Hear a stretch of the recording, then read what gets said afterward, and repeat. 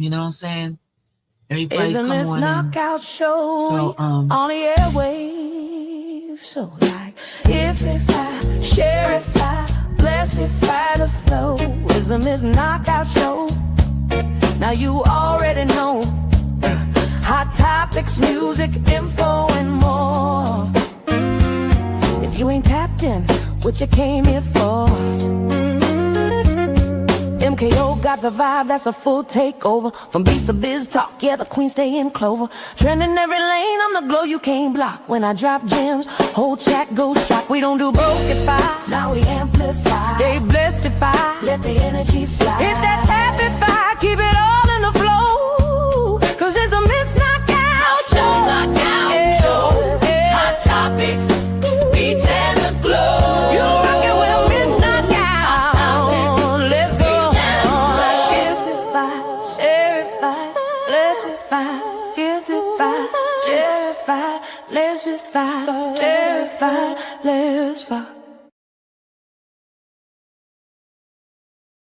everybody come on in. We ain't gonna be on LinkedIn today because my YouTube is giving me some kind of a weird message every time I go edit it.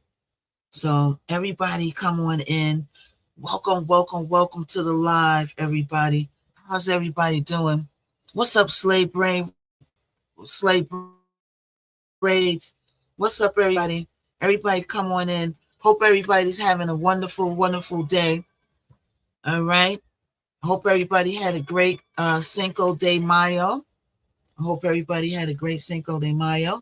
And I hope everybody is having a nice week. So come on in. I'm your host, Miss Knockout. How is everybody doing today? All right. So today we're going to discuss a few things. Okay.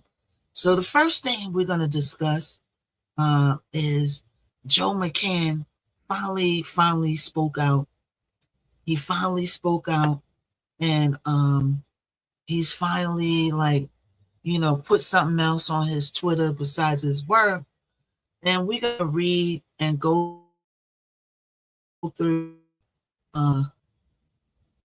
I went live on the one. I went on the wrong one. That's what it is. Wait, hold on, y'all. We might have to end this. Wait, hold up, y'all. Hold up.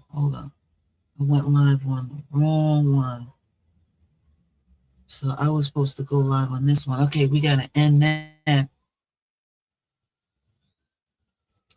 All right, give me a second, y'all. Give me a second.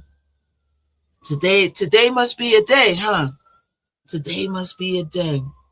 Upcoming May. Oh, this is... Okay, I am live on that one. So why is it like the other one? Live on this sideline. Okay. All right. So I'm gonna hope everybody's day. You know what I'm saying? I got it. Let me get my Florida. Let's get the Florida water energy around, y'all. Get this energy around. So we got to break out the Florida water, right? Anybody else use Florida water? When your day's starting out a certain way, you gotta correct it before it gets started. All right. So everybody, come on in. Where's my other spring?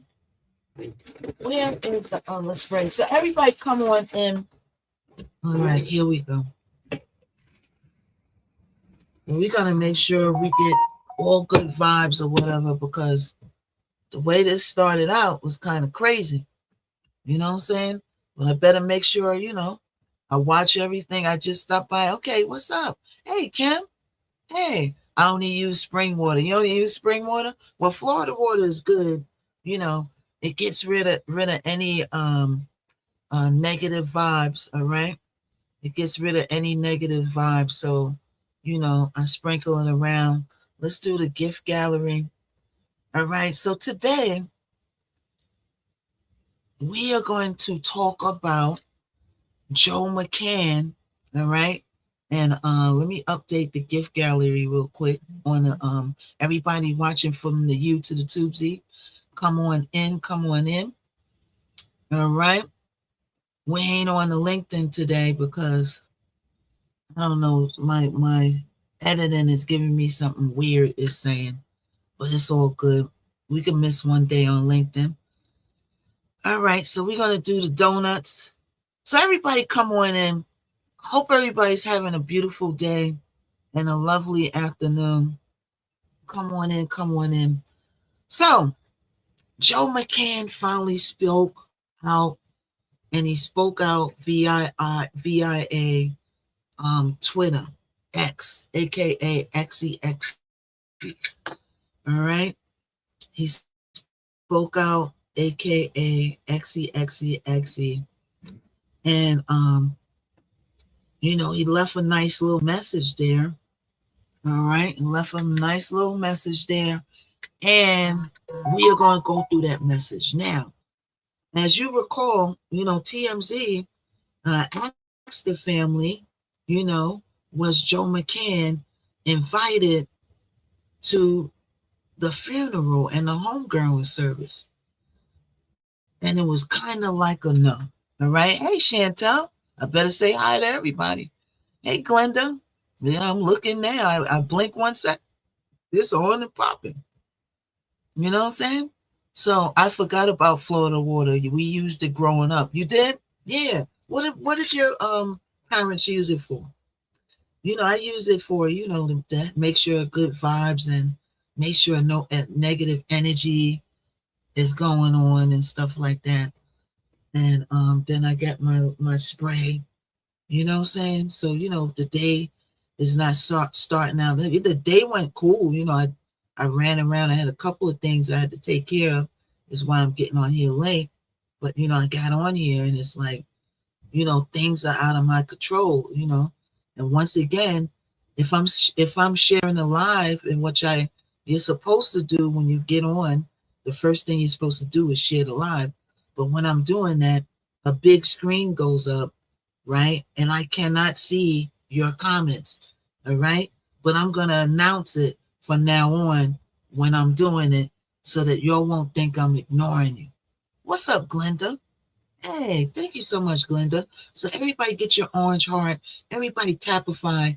Everybody, let's put some hashtags in the comments. All right, let's put some hashtags in the comments and let's get it popping. We're on the Y to the Tubesy. All right. So the first thing we're going to talk about is Joe McCann. He spoke out. All right. And let me see, I copied and pasted to my email. So we're going to see if we could pull that up real quick, right? And I think he spoke out like her homecoming services was yesterday, right? And I think I think they mentioned something about she's not going to be buried yet. Did y'all hear that? Right? So we'll go into all of that. But we're going to do an update on Joe McCann and Ashley ordeal. And then we're going to go into Stefan Diggs. So Stefan Diggs, Cardi B's ex-boyfriend and baby father, is into a case with his chef, right, in which she accused him of assaultification. Now, who has heard of that case? Well, the case made it to the courtroom, right? And we're going to watch that court case. So we're going to watch her testimony, and we're going to watch, we're going to watch her testimony first, and then we're going to swing back to the opening arguments. All right? But we're going to watch her testimony first. All right? So I'm trying to pull up.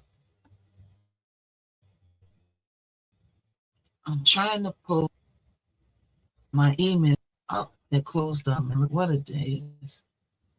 What a day.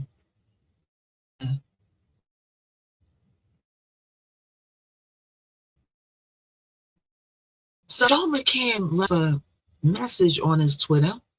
She was lying. What's up, Ken? How are you? He was lying. What can you retype that sentence? I kind of don't understand what you're saying exactly, Kim. Can you type it in a different way? Okay, your comment reads, she was lying, right? So, I want to understand what you're saying.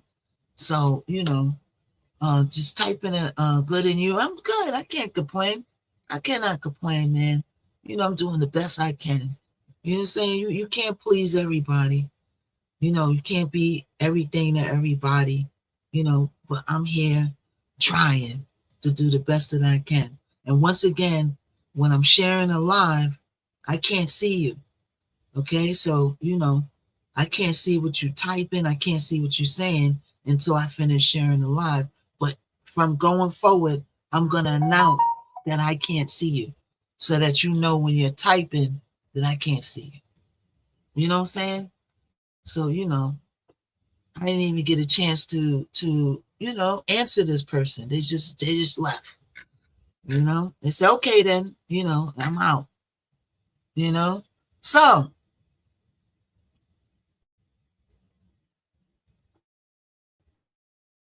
let's go over what Joe McCann spoke out and said. Okay, so Ashley's homecoming was yesterday. Your hair is beautiful. Thank you, Dorothy. Thank you so much. I appreciate it. And I read an article that they're holding her body, that is not being buried yet, but we'll go into that later. All right. So before I go into the Stephon Diggs case, and we're going to watch it in the courtroom because it was televised. All right. We're going to read Joe McCann's note that he put up. All right. And right on the mark of her homecoming going on. If I was him, I wouldn't go to that funeral even if I was divided. It reminds me of what's the movie where Tupac went to the guy's funeral that he unalived? Y'all remember that movie? Remember that movie when Tupac showed at the funeral, and the guys he was hanging with knew that he unalived the guy, and they were so shook. It'll be in that. It'll be something like that, allegedly. Innocent until proven guilty, but everything looks suspect. Right now, it is looking suspect, right? So we're going to go and read this letter, all right? For me, I don't feel like it's sincere. I feel like it's being put up because he got to say something. He's saying nothing. He's not explaining what goes on. He's not talking to the parents. And I felt like he put that up to counteract, right? To counteract his silence and his lack of information of what went on with this case, right? So we're going to look at this. All right, let me see if I can enlarge it. I'm going to read it anyway. Okay, I'm going to read this anyway. So hold on, let me see if I can move this. All right. So Joe McCann went to his Twitter and he wrote a note dedicated to Ashley, breaking his silence. Hey, good day, Groutsy. Good day, Groutsky. How are you doing, Groutsky? Good day to you. Welcome, welcome, welcome. And in the midst of her homecoming and everybody trying to find out what exactly happened to Ashley, because it just doesn't sit well that it's a suicide with me, and a lot of people feel the same way too, right? I know some of you feel the same way, but at the same token, a person is innocent until proven guilty. All right. And We got it like, that's the rules of the land. That's the rules of the land. Innocent until proven guilty. Everybody tap, tap, tap. Everybody share the live. Everybody tapify. And everybody put some hashtags in the comments. All right. And let's get it. Let's get it. Let's get it. Let's get the word out. All right. So Joe McCann spoke out, and we're going to read word for word, bar for bar, what Joe McCann said. All right. We're going to read word for word and bar for bar what Joe McCann said. All right. So Joe McCann went on his Twitter, and I'm going to read what he said. So Joe says, there is no adequate words to describe the total devastation, emptiness, and shock I feel after losing my best friend. We're reading what Joe's writing. Everybody continue to typify, shareify, likeify, join the super fans if you can. All right. And shock I feel after losing my best friend, confidant, and fiance, Ashley Janae Robinson. As a father myself, I am also heartbroken for Ashley's parents.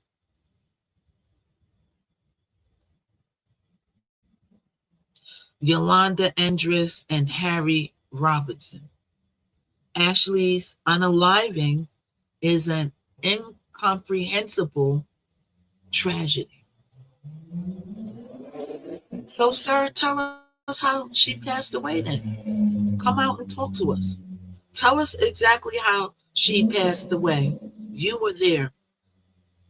If you're so heartbroken, come speak to her parents and tell them exactly how she passed. Why can't you do that? Right? He goes on to say, devoted fans knew Ashley through her charismatic online persona, and Ashley, Ashlee, her real name is spelled Ashly. All right. But the person I loved was Ashley, Ashly, a woman who embodied the virtues of compassion, empathy, kindness, generosity, and love. A nurturing presence, Ashley carefully, deeply for the people closest to her, which to my external gratitude included me. I'm watching the live because, if I miss some, I don't want to get punished again, right? She fattened me up with her amazing cooking and had a great relationship with my kids. Every day, we shared both quiet moments and reflection, and the many jobs of being in love with each other. The many joys of being in love with each other. Ashley was a loving soul, so much so that she called herself a lover girl, as an homage to her Trinidadian roots, in which she looked and took great pride. What Ashley desired most was to become a mother and raise a family together. There is no question that she would have been an amazing mom. Ashley's talents extended well beyond her online persona. Ashley Janae, that was her online persona. She was a creative genius, even writing and directing and acting in her own short film. Thank you, Jay. Thank you so much for the orange heart. She was an incredible decorator, always making sure her home reflected the current holiday and season. Hosting was second nature to her, going above and beyond for the guests that we entertained. Ashley also had an encyclopedic knowledge of music, especially her favorite band, Aerosmith. She enjoyed techno and dancing and was learning to DJ and could rap too. Ashley was an angel who shined her light on everyone fortunate enough to be in her presence. There is no way to fill the unfillable void left by Ashley's passing, and no way to make sense of this unfathomable loss. All we can do is carry on Ashley's legacy of helping other people and strive to live up to her virtues every single day. Ashley, I love you forever, Joe. Now, that's what Joe wrote on his XE page. You know, it sounds good. The letter sounds good. The letter sounds good. It's, it sounds good. Right? But it doesn't feel good to me. It doesn't feel right. It sounds good, but it doesn't feel right. Once again, innocent until proven guilty. You know what I'm saying? But you got to go with your gut. And my gut is telling me, okay, let me ask y'all. Drop a comment if you're on Y to the Tubesy in the playback. Drop a comment. Do you feel like this is sincere? Yes or no? Do you feel like Joe was sincere? Yes or no? Do you feel like Joe was sincere? Yes or no? Me, it just don't feel right. I'm not buying what he's selling. If she was all this and the love of your life and this and that, why don't you talk to the parents? Why did you wait 11 hours to call to the parents? That's a long time. That's a long time to contemplate. You over there on vacation. It's not like you were at work or you were tied up. You had plenty of time to call them. How come you ain't coming out? Or at least, there's no law that says you got to come out online. You don't have to come to social media, but you came to social media to type, right? How come you don't go and talk to the family? I'm sure they got a lot of questions for you. I'm sure the family got a lot of questions for you. How come you don't go to talk to them? My guess is that after this letter, we probably won't hear much from Joe again because he knows once he starts talking, you know what I'm saying? And you start saying stuff and you start lying, everything's all alleged. One lie deserves another. You tell one lie, you got to cover up for that lie. You tell one thing. Once you start talking, stuff is not going to add up. They're going to peep it. You know what I'm saying? You got all this love for her. Why you didn't pay for her body to come home? Why didn't you send the body to come home? Why didn't you pay for whatever the family needed? They wanted another autopsy, pay for it. If you know you ain't do nothing, pay for it. Why you went into hiding? Why all of a sudden you out of hiding and putting the message on when her homecoming is going on? When her body is being laid to rest, right? I don't feel like this is the end of this. I don't feel like this is the end of this, right? Is Joe gonna come back home? If I was her parents, I would have the FBI waiting for him to get off of any plane wherever he's going to. They could track your passport.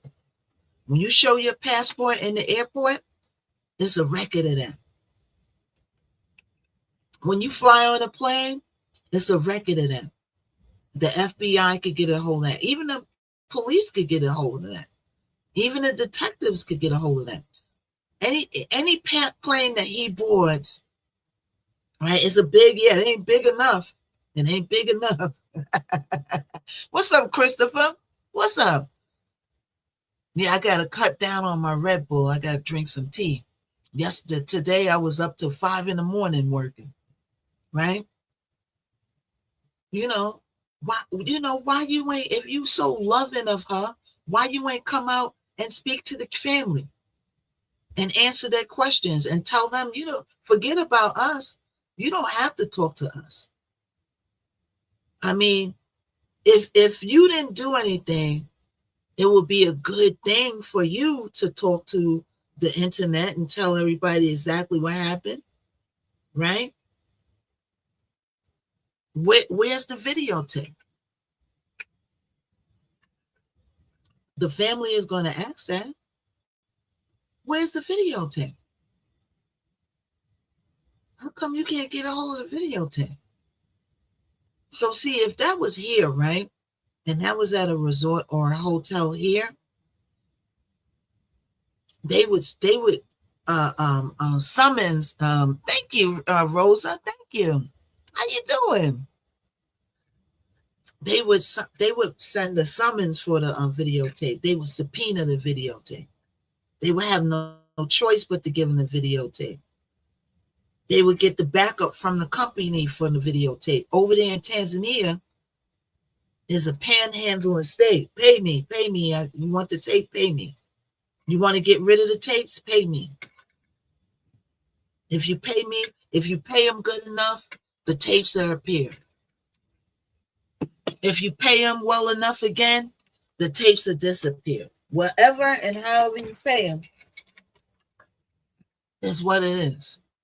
Right? Hold on, y'all. I gotta make sure my phone don't go dead. Hold up, y'all. You know what I'm saying? Whatever you pay them, that's what it is. Whatever you pay them. Whatever way you go with it. You give them $20,000. Yeah, don't give nobody those tapes. You go give them 100,000. Now give me the tapes. And they're going, what money talks over there, right? So I'm not buying it. Hey, Jewel, thank you. My hair's pretty. Hair is shining today. Yeah, just wet it a little bit, put a little conditioner in it. Yep. And Always First Class Media is in the building. What's up, Always First Class? What's up with you? How are you?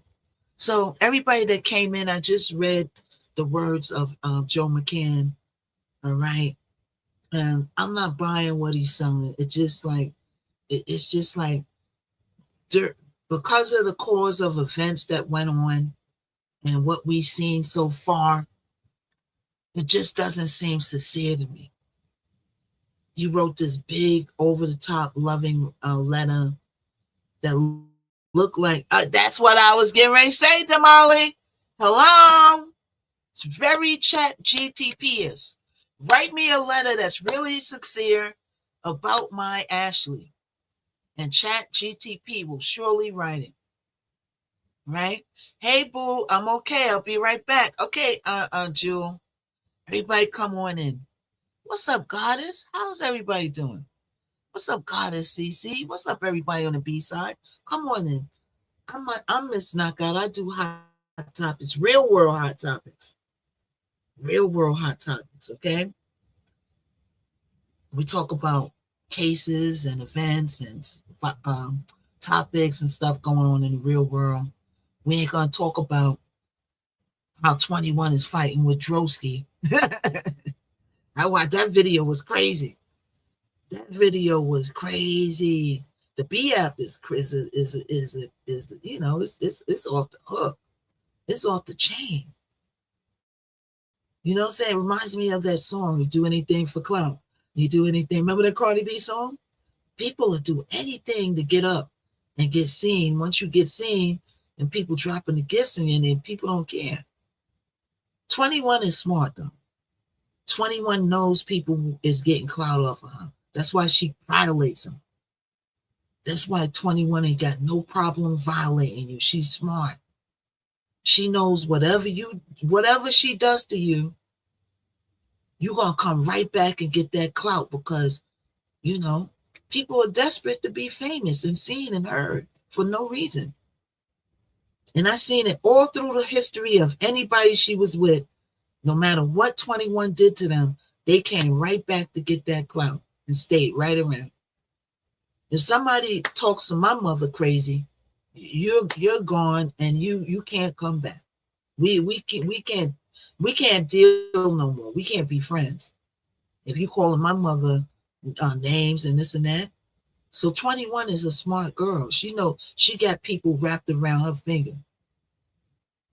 You know what I'm saying? She ain't, you don't think that she ain't smart? 21 is a real smart person. She got the whole app in the palm of her hand because she knows that y'all want clout and y'all are going to let her violate y'all and you're going to come right back and link up with her and get that clout. She knows it. I watch the stuff. I just don't participate in the messiness. But I do watch it. It's like a TV show. Now, Ashley had a homecoming services. I read something about the body not being buried yet, right? But we're going to come back to that because we got a lot to go over with Stefan Diggs. Now, how many people heard about the Stefan Diggs case?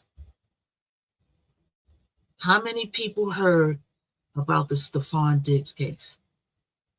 Anybody? Yes or no? Well, I'm going to go over it. I'm going to do a backstory. So everybody come on in. All right.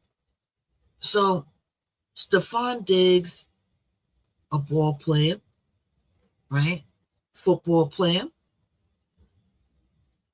was going out with Cardi B. I don't know what the status is, but he is her baby father, right? And in the midst of that, he caught a case with his chef, right? So the chef and the celebrity hairstylist is testifying, but the case is with his chef. Now we're going to go through this case, all right? And then we're going to watch the case on the Y to the Tubesy and everybody else. We're going to hear it because when I play stuff until I get my computer, my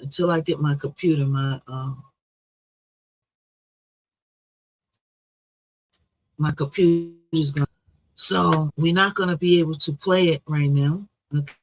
Okay, I'll be glad when I get my computer and I'm able to get more RAM and more kick so I could do what I need to do in here. But until then, we just got to improvise and work it out, right? So Stefan Diggs is in court. I'm not going to give the spoiler alert. Y'all probably know what happened. Don't give it up yet. Let's go through the case first. All right? So,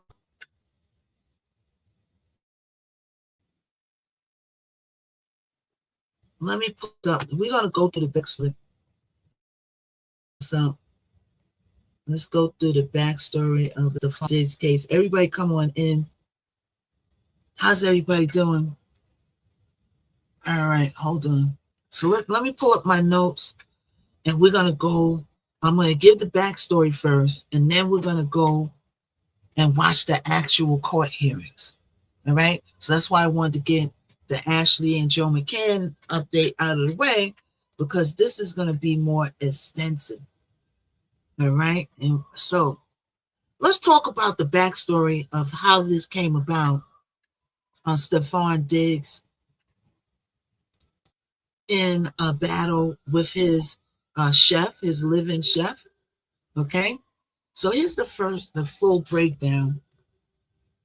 Okay. So Stefan Diggs, football player, all right, went through a court case just now. Should I give a spoiler alert? Or should I hold it? I'll hold it. You already know. Don't say it. You already know what happens at the end, right? And so he had a 2-day trial in Dedham District Court in Massachusetts, and he's been facing felony. How could I say this? Strangularificationalizing and suffocationalizing. Read between the words. I don't know if TikTok likes those words, so we're going to shuffle them around, right? So he's being accused by his chef of these things.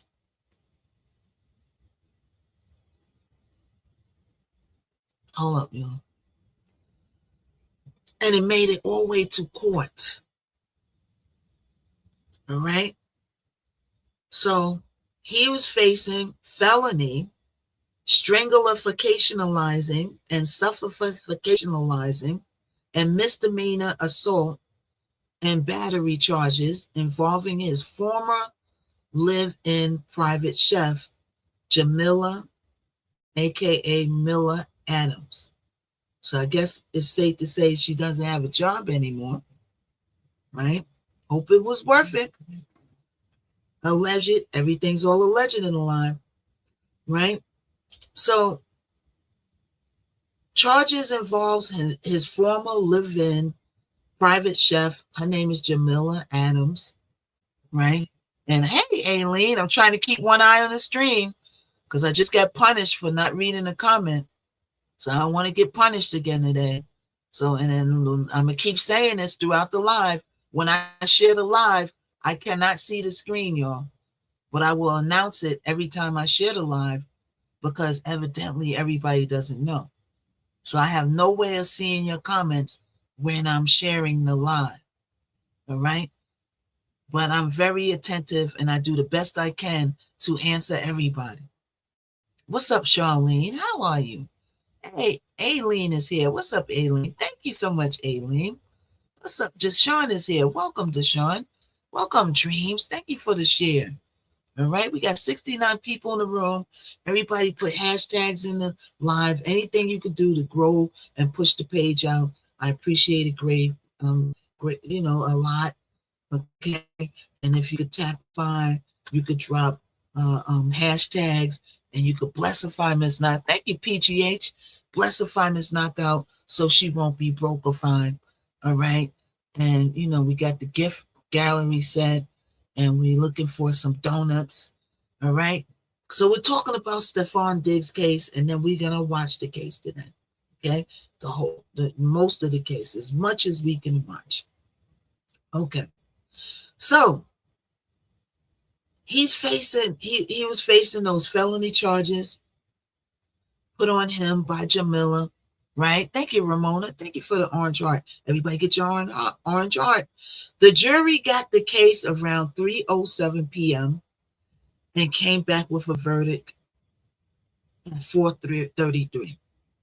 So we're going to save the verdict for the end. I know some of you already know it. Hold it, because let's go through the story first. Right? So the case started from an alleged incident on December 2nd, 2025. Oh, that made it to court quick. Thank you, Aileen.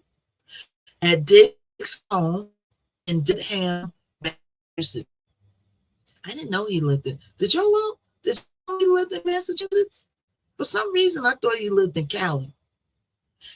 Adam said that she was working as a live-in personal chef, and that there was a dispute involving money that she believed she was owed. And according to the report and the court testimony, she alleged that Diggs came into her bedroom, slapified her, and then tried to chokeify her. I'm turning the words around because the clock don't like certain words. And tried to chokeify her using the crook of his elbow around her neck. Right? So like the crook of his elbow against her neck. Is this the crook of the elbow? Yes or no, y'all? Who knows that? This is the crook of the elbow, or is this the crook of the elbow? Which is the crook, the inside or the outside?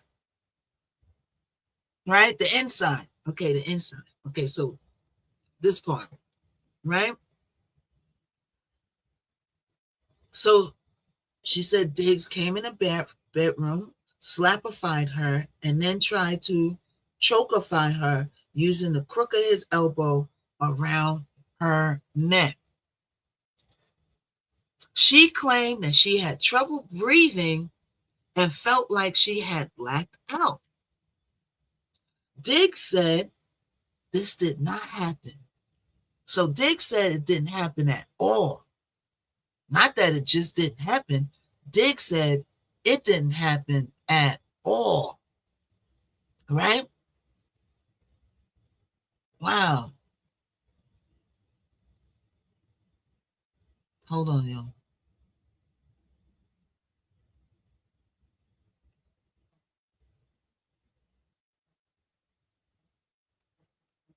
So he denies everything. Diggs, right? And framed the case as a credibility issue tied to money and relationship tension. What kind of relationship? Was it strictly business? Did he get romantic with us? We probably find out because we're going to listen to the case. We're going to listen to the chef's testimony first, y'all. We're going to listen to the chef testimony first. And then we're going to go back to the opening remarks if we have time today. I'll be on earlier tomorrow. I had some stuff to do today. I got on late, but I'll be on earlier tomorrow. All right. The timeline is important because Adams did not report the alleged assault immediately. Oh, there we go. NBC Boston reported that she reported it on December 16th, 2025, which is 14 days after she said it happened. So the date of the incident she said it happened was December 2nd, and she reported it December 16th, 2025, which is 14 days after the chokeifying and the strangulifying, right? Now, I don't know about y'all, but if I get strangulified and chokeified to the point where I'm losing consciousness, I think I'm going to report it that day. Maybe the next day, because I'm in shock or I'm sick or, I'm traumatized. I got to get myself together. 2 days the most. 14 days is a red flag. Who thinks 14 days is too long to report an incident like this, or do you feel it's normal? I don't know. What's up, Trey Bay? Everybody come on in. We're talking about Stephon Diggs' case, and then we're gonna watch it. 14 days. If I get strangulified, trust me, I'm going like either that day or the next day, but only because I'm traumatized. You know what I'm saying? I'm traumatized. I'm not gonna go and wait 14 days. That's like red flag to me, right? Why you wait 14 days? You had to put your sheet, it's almost like, and everything's all alleged, it's almost like you had to put your plan together. It's almost like you had to get your plan, like you didn't think about it at first, but now you gotta, let me go, I had to go back and think about it. Now I'm going in. Thank you, Shauna. So she reported it 14 days after she said it happened. And earlier reporting in the police said that she left Diggs' residence after the alleged December 2nd incident and stayed elsewhere, then returned on December 9th to get her belongings. And she said when she asked about overdue wages, Diggs directed her to his assistant or financial person, which he allegedly told her that she needs to sign a non-disclosure agreement before being paid, and she did not sign it. Leading up to the court case, Diggs was charged after the police report and the court process moved forward. He was charged.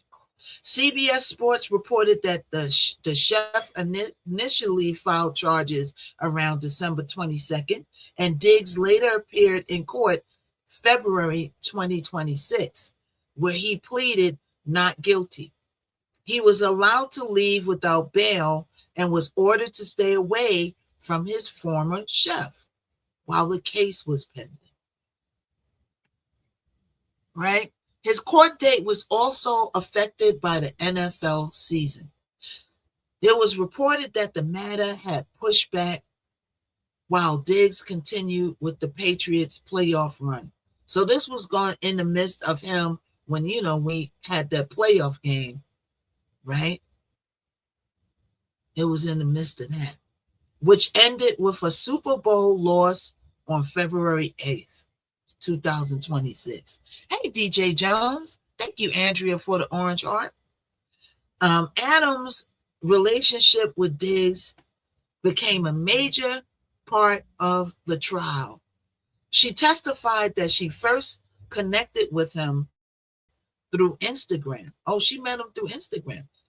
And it was reported that she said they became friends before she was later hired to live in his home and cook meals during the season. So you met her on Instagram, and then he hired her as a chef.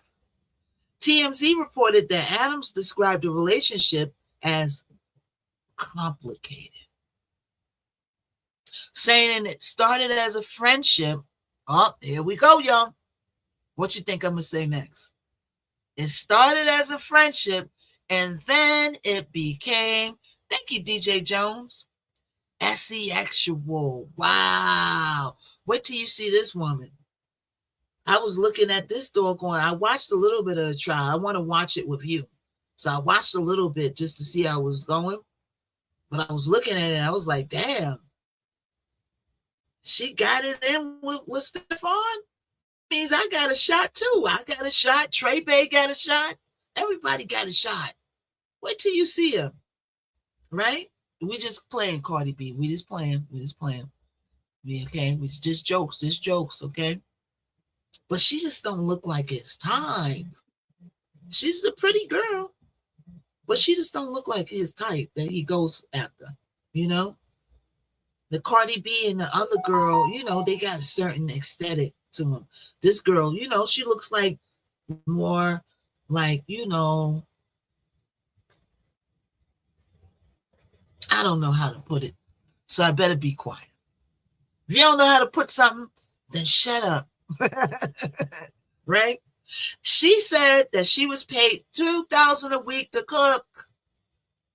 Woo! Get those pans simmering.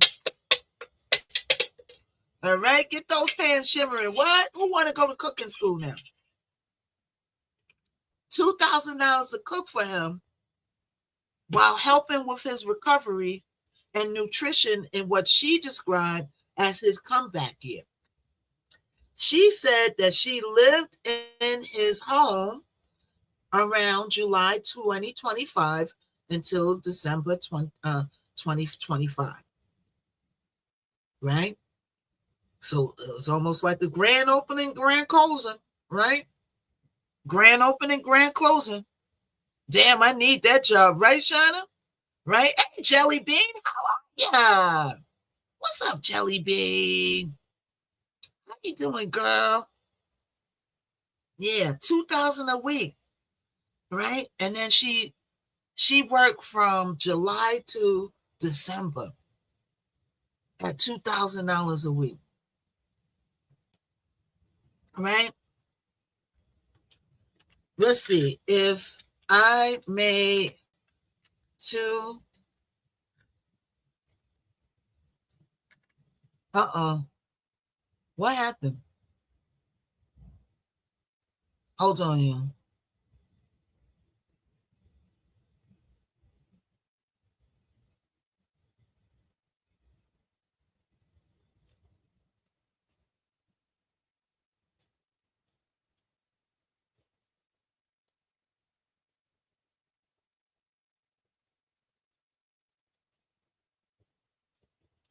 Something's wrong with my phone.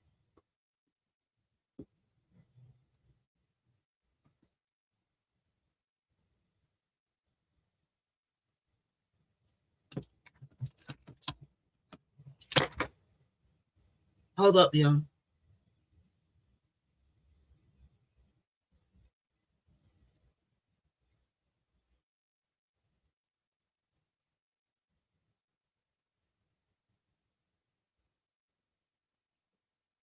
Hold up, y'all. Hold up.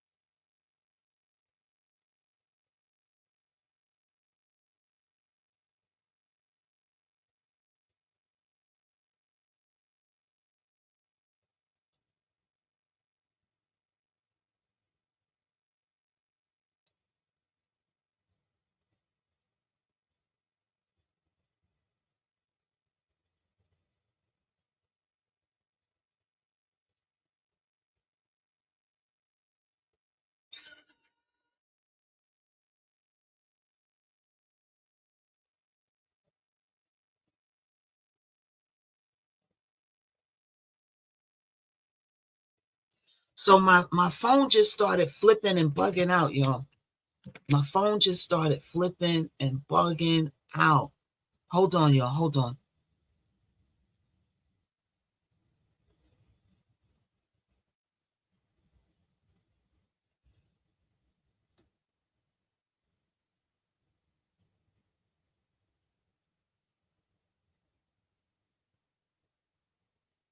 So my phone just started bugging. I don't know what happened. It just started going from screen to screen, right? Started going from screen to screen.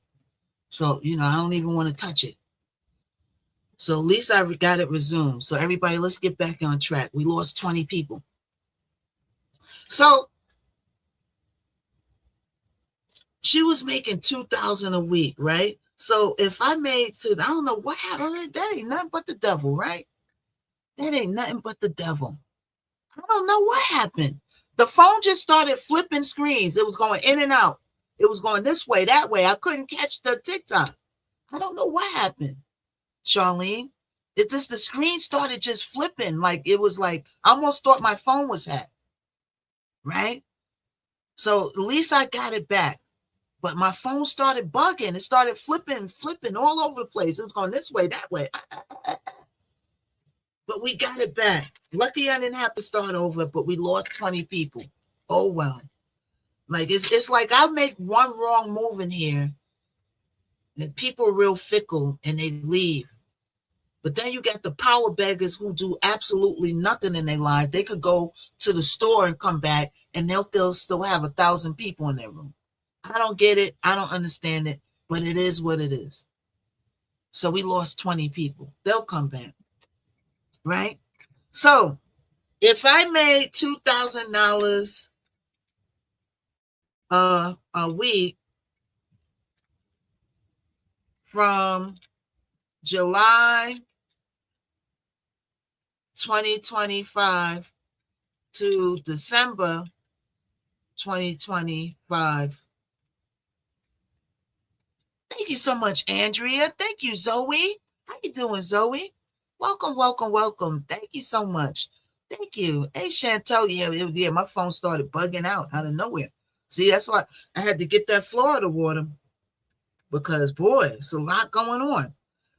So if I made $2,000 a week from July 2025 to December 2025, How much money would I have? That's a nice little come up, ain't it? Thank you so much, Andrea. Thank you. So at 2000 a week, working from July 2025 to December 2025. Thank you so much, Andrea. Thank you, Zoe. That's $52,000. $52,000 come up. And she lost that job, and she could just go get another job, can't she? At $52,000, that's somebody's salary for the year, ain't it? Right? Thank you, Cindy. That's somebody's salary for the year, y'all. All right. So let's get back to it. So we're talking about Stefan Diggs. Everybody come on in. Let's share the live. We lost some people because my phone kept bugging out. The devil is busy today. The devil is busy. Maybe I need to pray. I don't know. But the devil is busy today. Hey, Andrea. Thank you so much, Andrea. Lizzie is back. All right. So during the interim between July and December where she worked, she made $52,000. So the drama of the alleged assault, according to Adams' testimony, involved jealousy, workplace tension, everything in here is all alleged, a Miami Art Basel trip, and it was reported that Adams, all right, that's the girl, the chef, testified that there was friction near the end of November involving people in Diggs' circle, including claims that Diggs was spreading information, that Adams was spreading information about Diggs and a woman on his staff named Lindsay. Adams said she became upset after being told that she could not go on a Miami trip connected to Art Basel. And she claimed that she had been making plans around that trip. The defense used that kind of background to argue that the case was really not about an assault, allegedly, but about relationship drama and money. Lizzie is back. Welcome back, Lizzie. At that trial, Adams testified, in which we're going to watch the testimony for. We're going to watch her testimony right now in a few minutes. All right, we're going to watch the testimony. Hold on, let me clear. I gotta clear this. Clear the screen. Let me clear the screens off now, y'all. Hold on, let me clear the screens on. All right, let's clear all the screens off. So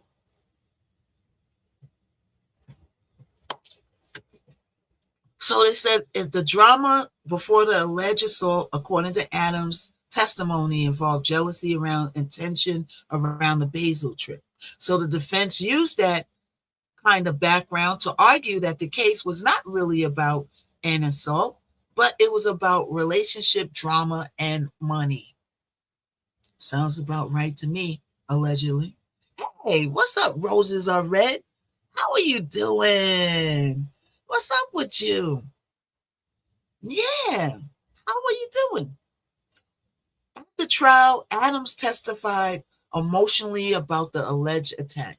She claims that she was scared. And it was reported that she said the alleged incident left her shaken. Well, hold on.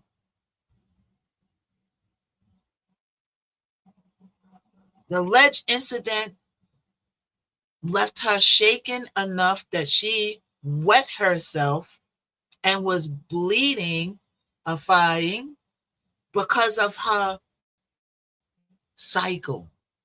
You know, women things going on. It's a lot of information she's giving her. Very transparent. Everybody come on in. We're talking about the Stefan Diggs case. Okay, everybody come on in, tapify, sharify, get your orange heart, put some hashtags in the comments. Let's get this page back up. We lost 20 people because my phone started flipping out. She also testified, and this is a good case, so it's a shame that people just ain't in here. You know, like somebody said the other day, they said I really don't understand why you don't have that many people in your room, right? But I kind of understand why. I know why I don't have that many people in the room. First of all, you got to be consistent. I should be on every day, the same time, at a good time of the day that everybody could find me, number one. Number two, and people don't think that I know this, but I do. I got certain elements, aka people that's working against me that don't come in here no more. Now, some people don't come in here at all no more. In this business of streaming, right? In the business of streaming, as I told Chiquita when she wanted to stream and she streamed for 2 days, I was like, I told you, you got to have your mentals right, right? Me, I don't give a F a lot because I know how to separate streaming from real life. And I know I'm going to always build myself up. Jealousy, yeah. So, people turned on me for whatever reason. They didn't come talk to me. But a lot of people noticed that certain people don't come in here no more. Certain people pop in, look around, then they leave. They don't gift. They don't support the community. They don't even get their orange heart. They're not a fan anymore. They just come and look and they leave, right? But then, I'm also hearing back that there's people that's going to people, right?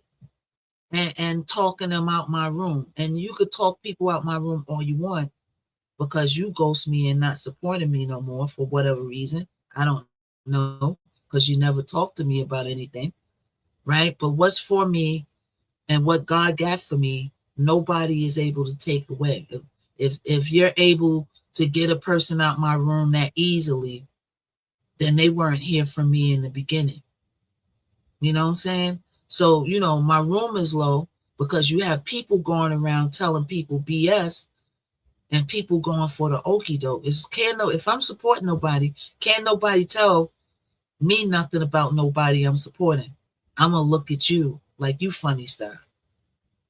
But people go for the okie doke without even coming back and asking me anything, right? You got a good and honest head. Yeah. So, people peep it. People message me and peep certain stuff. You know what I'm saying? But I downplay it. And that's one of the reasons why, when I make people mods, I don't give them the blocking feature, right? Because when people turn on you and they ghost you, and then when you take away their mods, they go ballistic. It's war now.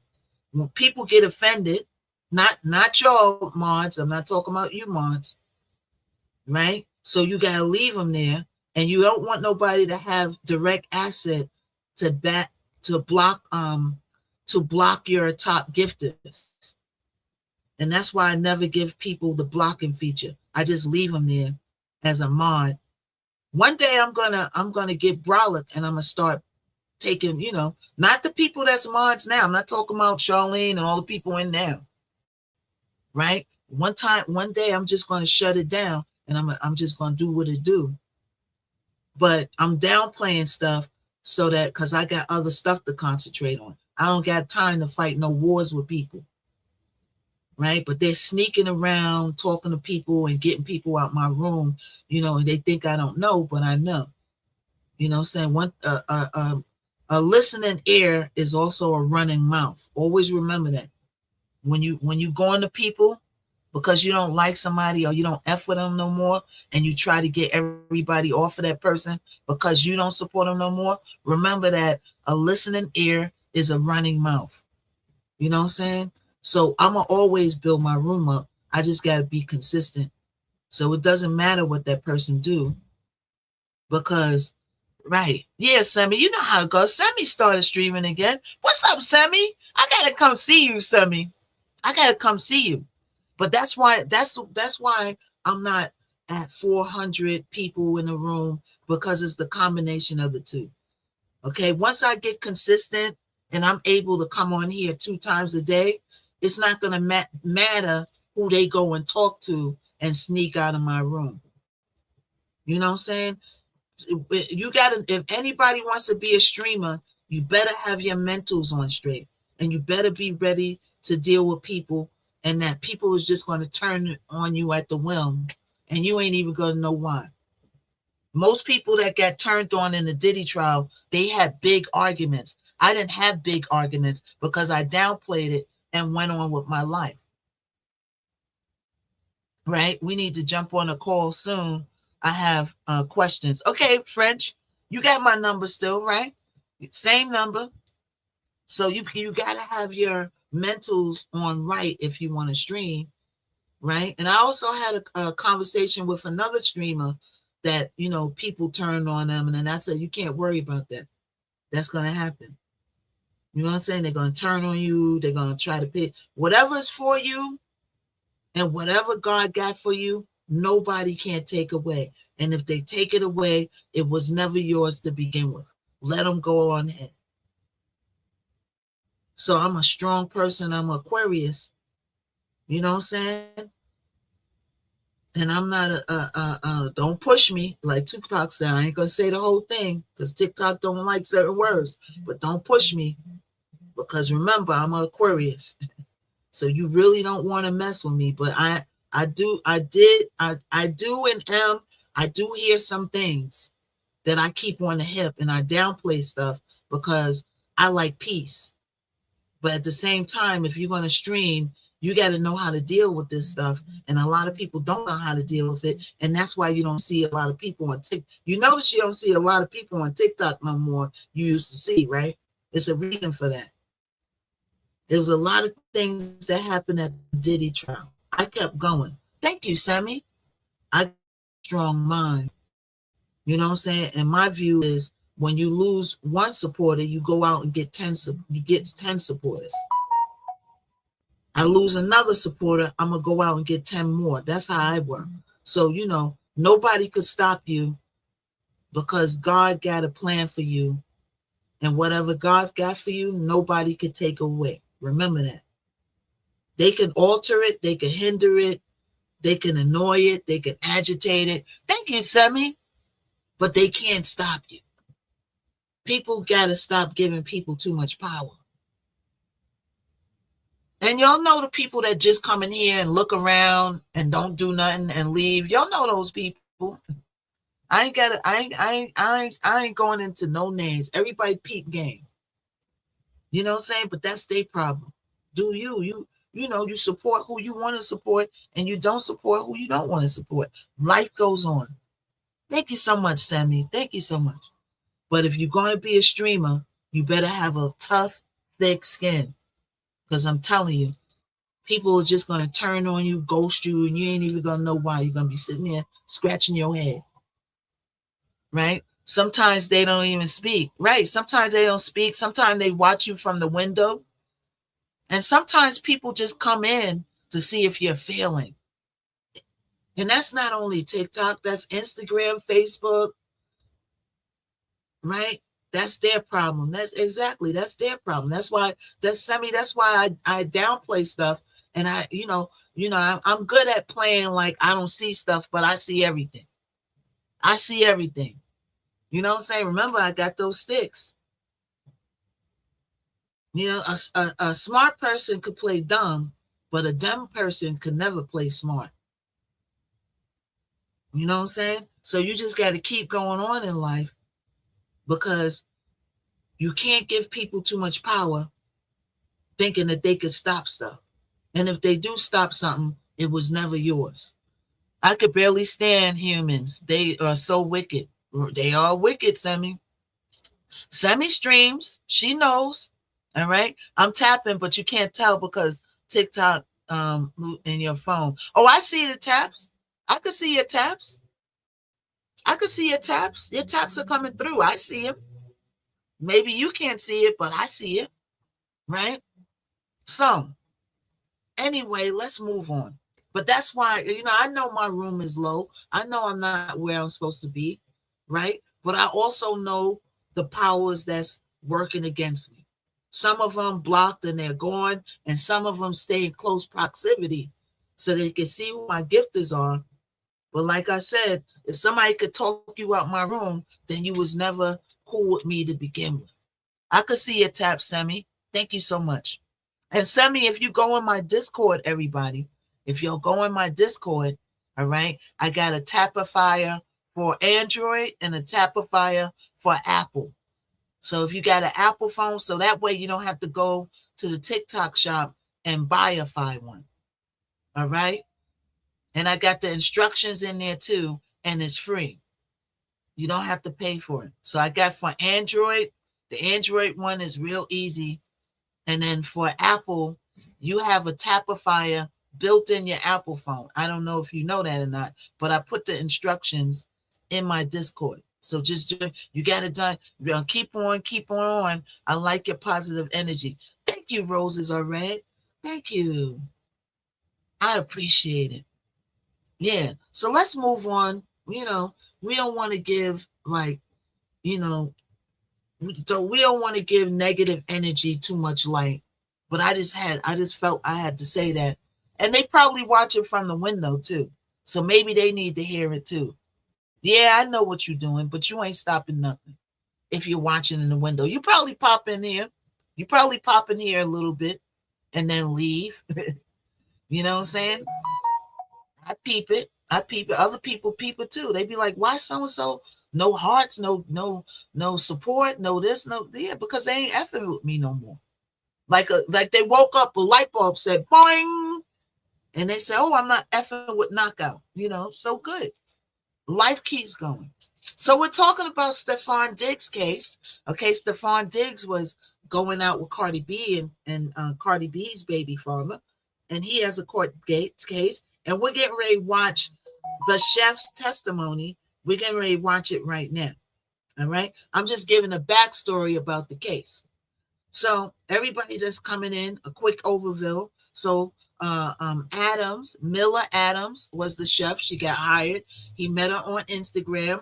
He hired her as a chef after they took on a friendship. She worked there from July 2025 to December 2025, and she made $2,000 a week. And she was a live-in chef, right? They got into a little drama about Art Basel. She did start a sexual relationship with him. Wow, Stefan Diggs, you throwing that beefcake around, huh? Thank you so much. Thank you, Sassy Reds. Thank you. Stefan Diggs, he could sure throw that beefcake around, can he?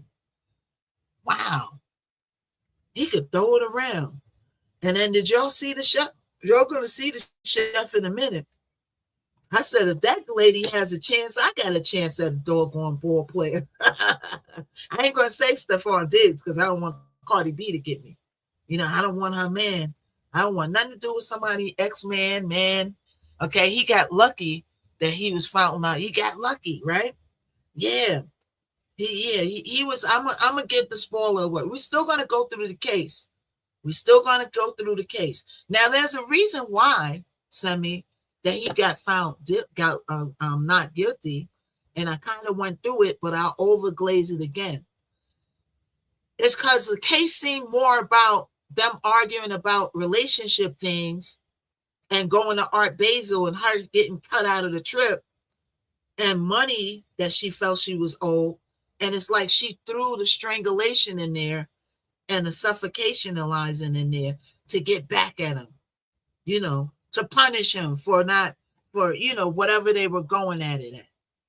Right? That's funny that you said you got a chance. Yeah, she got a chance, Sammy. I got a chance too. Shoot. All hope ain't gone, baby. All hope ain't gone. Shout out to the ballers. I was like, wow, he was messing with that. Stefan was throwing that beefcake to anybody who would take it, huh? Right? Thank you. What's up, Spacey 504? Stefan was throwing that beefcake to anybody who would take it. Thank you for the 84K. Everybody go in the Discord, get your tapper. Right? I'm like, damn, I got me a shot at some ball players. It's going like that. Okay. Thank you, Sammy. Thanks. Hey, Sammy, when you going live, what time do you go live? You just jump on sporadically, or do you go live a certain time of the day? You're muted. Oh, I'm muted? Am I muted, y'all? Can you hear me? Yes or no? Miss Charlie said I'm muted. Oh, okay. Why you say I'm muted? Why you say I'm muted? Miss Charlie? Maybe if you can't hear me, maybe you could go back and come in. Okay, yeah. Maybe it was on your side. Everybody could hear me, Miss Charlie. So maybe it was on your phone. Yeah. Everybody come on in. We're talking about the Stefan case, and we're gonna watch the case in a few minutes. I'm just giving a backstory on it.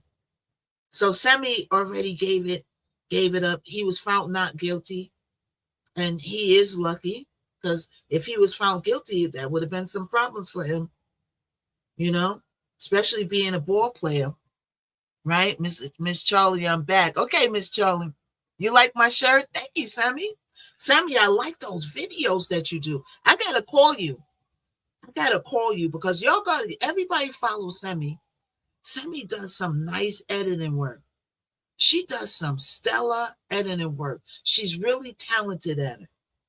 She is really talented at it. So y'all need to go over there and like and share her work because she really puts a lot in it. She's over there dancing with Janet and Michael and screens in the back and all it, like she's very good at it, very talented, right? And you know how the TikTok, you know, we gotta push each other because TikTok don't like to push us. You know what I'm saying? So I gotta work quadruply hard as everybody else, and Southern Semi gotta work quadruply hard for people to like and share and you know what I'm saying? So we all gotta take it upon ourselves to support each other. So y'all go over there and y'all follow Semi and go over there, look at her work, and everybody share it and drop some comments on it. You know what I'm saying? Because she does some stellar work. I love those new videos. I want to learn how to do that screen in the back. I know it might be CapCut. I got to dig in CapCut. But see, I don't, when I do the screen in the back, Semi, it's always like, looks like it's a screen in the back. Like you can see that little outline. I got to learn how to do it so I look like I'm really in that setting. You know how to do it, and it looks like you're really in that setting. When I do it, I look like a cutout board, you know? So I got to learn how to do it right. Okay, so we're talking about Stefan Diggs, his case against his live-in chef, right? Thank you so much, Semi. And I seen people, Semi, with the moving background like you had in the live. I'm like, how did they do that? OBS? Oh, yeah. I got to wait to get my new computer, Spacey. Okay, my computer is not powerful enough. It's only 8 RAMs. So I just ordered a 16 RAM laptop, right? And I ordered a laptop instead of a desktop so I could travel with it, right? So I just ordered an investment. I ordered a 16 gig and 16. Where's my techies at? 16 gigs should be enough to push like TikTok Studio and all that. My computer I got is barely pushing StreamYard. And if I open the OBS with the StreamYard, forget about it. Yeah, I will be frozen every 5 seconds, right? So I got to close all the screens. I got to take the doggone resolution down to 360. And I'm barely making it, but I'm scraping along. I should get my computer in the next week or so. And you know, you got to invest to improve your, keep improving your setup. And once I get in the OBS, the more RAMs, I'll be able to get the stream key from TikTok, and then I'll be able to make TikTok look like a show, like I look on you to the Tubesy. You know what I'm saying? On you to the Tubesy, you know, I look like a show. If you went over there, I got, you know, background and, you know, looks like I'm really sitting in a show. So I want TikTok to look like that too, right? Over here on the B to the Geo app. Everybody over here, keep tapping. All right, keep tapping, keep sharing. Everybody, welcome. How you doing? I'm Miss Knockout. And if you're new, make sure you follow me.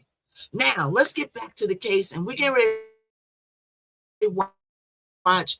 First, we're getting ready to watch the testimony of Mila Adams, right? Let's see. Did I finish the background? See, so she said that The alleged incident left her so shaken that she peed on herself, and that she was bleedifying because it was her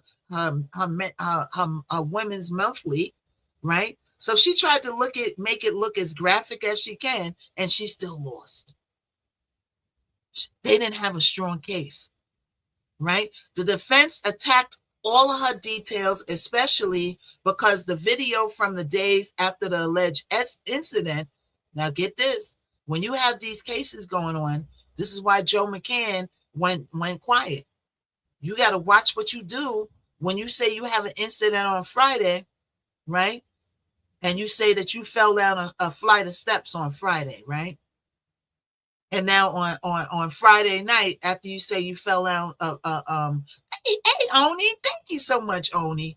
After you fell down a flight of steps, and then you got a video of you outside on Friday night, and you in the party dancing, and right? And somebody takes a video of that, and then when your court case come up, boom, they got it in court. She went partying with no bruises. She went partying. Right? She didn't put her story together. Rita. Yeah, Rita. Thank you, Rita. Thank you so much. She didn't like follow her story through. Right? So days after this alleged incident, it was shown in court that reportedly Adams, and everything's all alleged in Miss Not Go Live, dancing and goofing around with no visible markings on her face. Tis, tis, tis. Miss Adams, okay? You messing it up for the rest of us cougars, Miss Adams. You know what I'm saying? You messing it up for the rest of us cougars that want to date ball players. Since we know we got a chance, since you in there, right? You need almost you almost at one. Yeah, thank you so much. We almost at 100K. Thank you, everybody. Thank you, Sammy.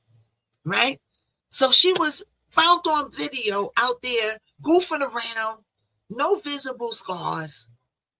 She wasn't thinking. She didn't put a thinking cap on, right?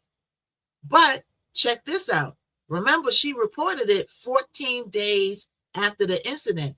So being that she went goofing around and partying that next day, she probably didn't have it in her mind what she was going to do yet. She probably didn't have it in her mind what she was going to do yet. And she probably developed her story after that. That's what most likely happened, allegedly. Right? So the defense's biggest argument was credibility. And Diggs' attorneys argued prosecutors had not shown credible evidence that an assault happened. In other words, she's saying that it was an assaultification. She's saying that he chokified her. She's saying that she stranglified her. He stranglified her. She's saying that she peed her pants. But there's no evidence of this. When you're in court, they want to see receipts. Receipts are what works in court. And if you don't have receipts, you better have some strong facts to back up your allegations. So the defense attorney, Andrew Kettlewell, told jury that there was no assault. There was no stranglification or relationship frustration. They pointed out the delay in reporting, the lack of visible injuries in the days afterwards, and testimonies from friends and employees who said that she did not appear injured after the alleged encounter. Your friends ain't go out. They ain't go out for you, girl. You know what I'm saying? Your friends threw you under the bus. They said, what? Money became a huge issue in front of the jury. Adams said that she believed that she was not fully paid after working as a living chef and a living something else, according to her, because they was getting the push in the bush, baby. She was cooking the food and she was cooking that beefcake at the same time. I wonder, was Cardi B going with him at this point? Was Cardi B going with the light? She was a chef in the cooking. She was a chef in the kitchen and a chef in the bedroom.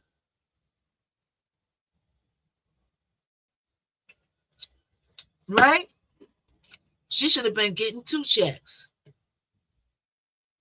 So, Adams said that she believed she had not been fully paid after working as a live-in chef and pointed to a $19,000 demand and said the demand later grew, with Adams' attorney later seeking $5.5 million. There we got it. There we go. I was waiting for the number to come up. Wasn't y'all waiting for that number to come up? Wasn't y'all waiting for that number to come up? $5.5 million. She wanted. Wow. When Adams was asked about the $5.5 million claim, it was reported that she said that she cannot speak about that. And at other points, she said she did not understand or did not know how to answer. Okay? She didn't want to answer that question because that right there is what? It's a money grab, baby. Right? Hey, what's up with you? What's up, Carlos Butterflies? Hey, Oni, thank you for the donuts. Thank you. Chantel said, wow. Right? They go to money grab, y'all. I was waiting for the number to pop up. There it is. So it was also reported that Diggs' team questioned Adams about a $19,000 demand made on December 29th, the day that the criminal complaint was issued. So in other words, this girl said, you going to give me 19,000? You want to give me 19,000? And then Stefan said, oh, no, I ain't giving you no 19,000. And then she went and reported it. So it was like almost a retaliation, right? That's like a retaliation.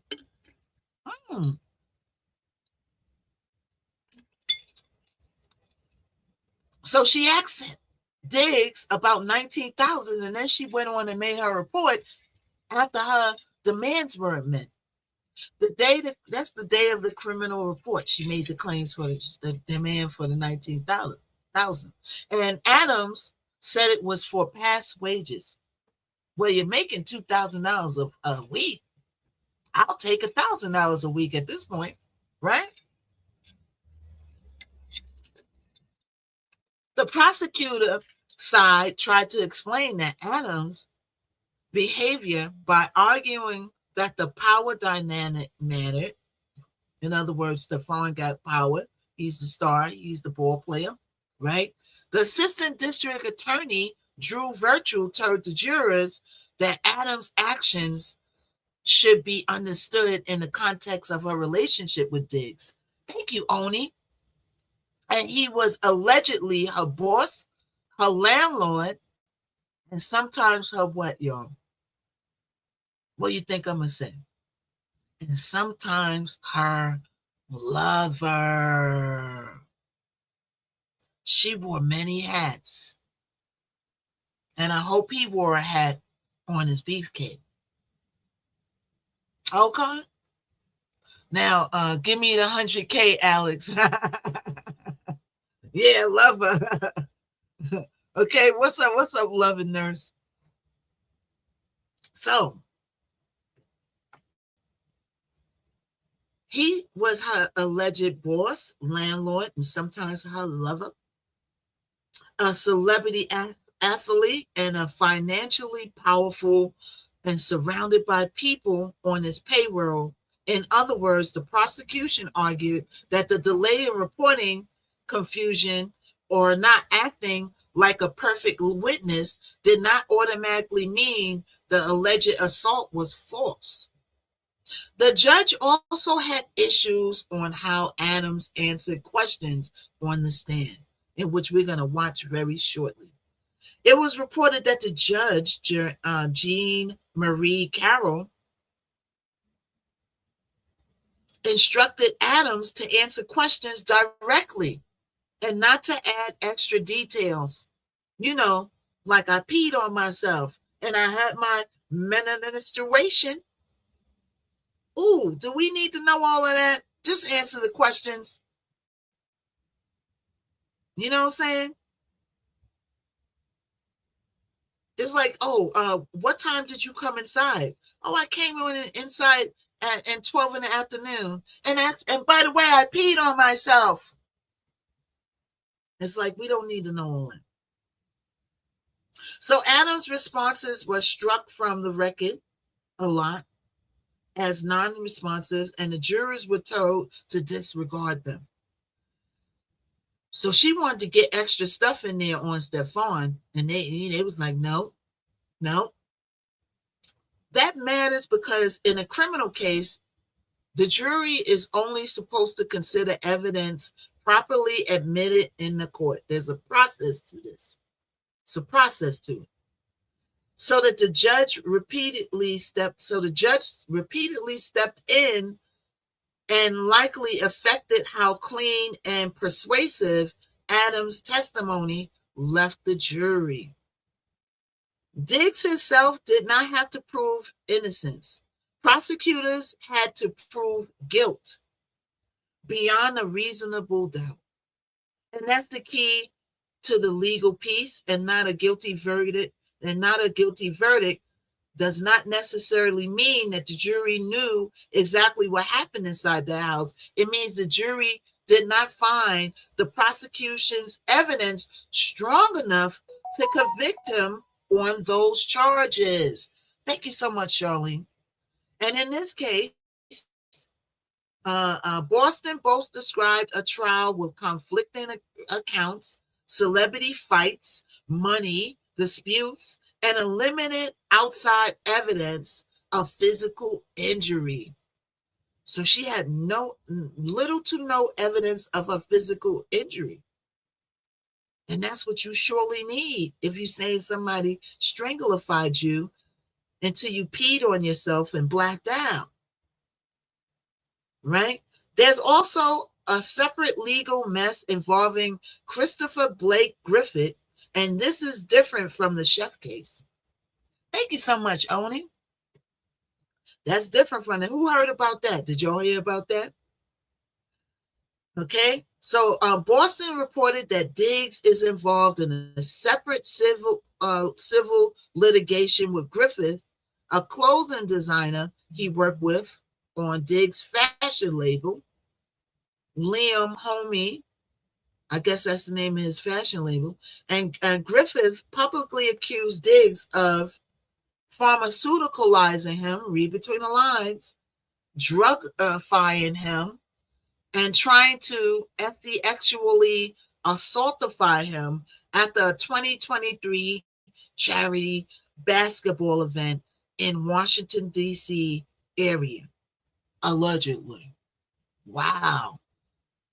Stefan, you got a lot going on over there, right? It's a good, I'm glad Cardi got out. Cardi just need to take care of that baby and love herself for a little while and focus on her career.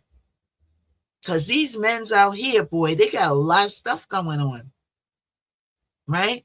She used to work for Lil Wayne. Oh, she did? Oh, okay. So Diggs sued Griffith for defamation, calling Griffith's claim pure fiction and saying the accusations damaged him. Griffith have maintained his claims. So Griffith said he tried to have the S with him, and Stefan said, oh, no, I didn't. But we know, and I said this a few times before, when people want to get back at you in the business, for the men, they says that you the G word. And for the women, they say that you're a man. And that's how they get back at you in the business when they don't like you. What's up, boo? What it do? Hey, Kalila. Everybody come on in. We're talking about the Stefan Diggs case against his live-in cook, who was the live-in chef in the kitchen and the bedroom. She was cooking it up on both ends, Kalila. Kalila, wait till you see this girl. When you see this girl, I'm gonna be like, I was like, ooh, I got a shot now. I got a shot. Right? I'm like, wow, it's like that. Let me go out here and get me a ball player then. Thank you, Sammy. So this is the clothing line guy. This is a separate case. He said he tried to have sexual with him, right? And Stefan Kana sued him and said that it for defamation of character. Right? You sure do. Right? So the Griffith case also includes claims about alleged later attack involving Diggs' brother, Derez Diggs, and others. Griffith claimed that Derez, who was Diggs' brother, and two other men confronted him near Los Angeles residence, pulled him from the elevator, and then kickified him, ripped the jewelry from his neck, and took his phone. And Derez Diggs reportedly pleaded no contest to felony assault charges connected to that incident. Griffith's side claims that Diggs coordinated and was part of the civil conspiracy behind the attack. Why do you think he included Diggs into this case? Because he got the money. The brother ain't got that as much money as him. The brother is the one who did the action. But he made sure he include Diggs in it because he got the money. He sued the brother. What he going to get? So he include Diggs in it, and then boom. You got to really watch out who you're around when you get some money, boy. It's real out here in the field. So that case is civil. So it's not the same as the criminal chef case. All right. So on that note, let's go to the videotape, shall we? Let's go to the videotape, y'all. I don't know if we're going to get through it all today, but we're going to surely try to get in as much as we can. Now, where's my remote? Uh-oh. I just had the remote, y'all. Where's that?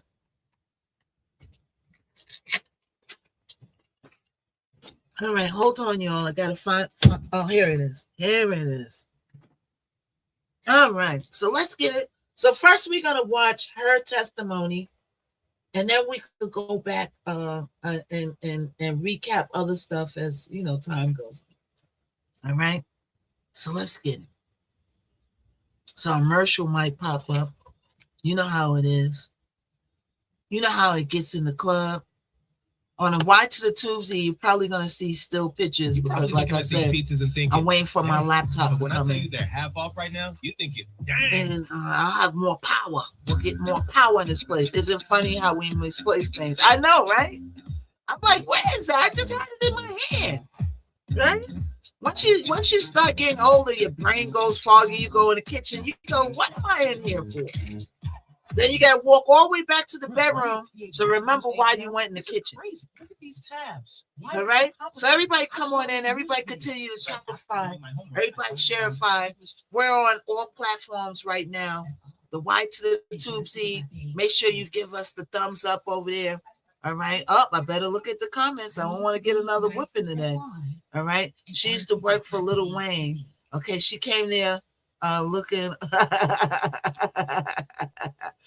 Give me the 100K, Alex. Okay? Give a thumbs up for Miss Knockout. Yes.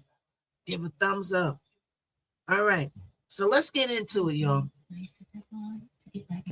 Okay, so let's see. You were apologizing. Not by. Okay, so we got to back it up. So that's her right there. We're going to back it up, y'all. All right, let's back it up. Hold on, y'all. We got to back it up. I thought I had it rewinded, but I didn't. All right. Everybody continue to Tapify, continue to Sharify.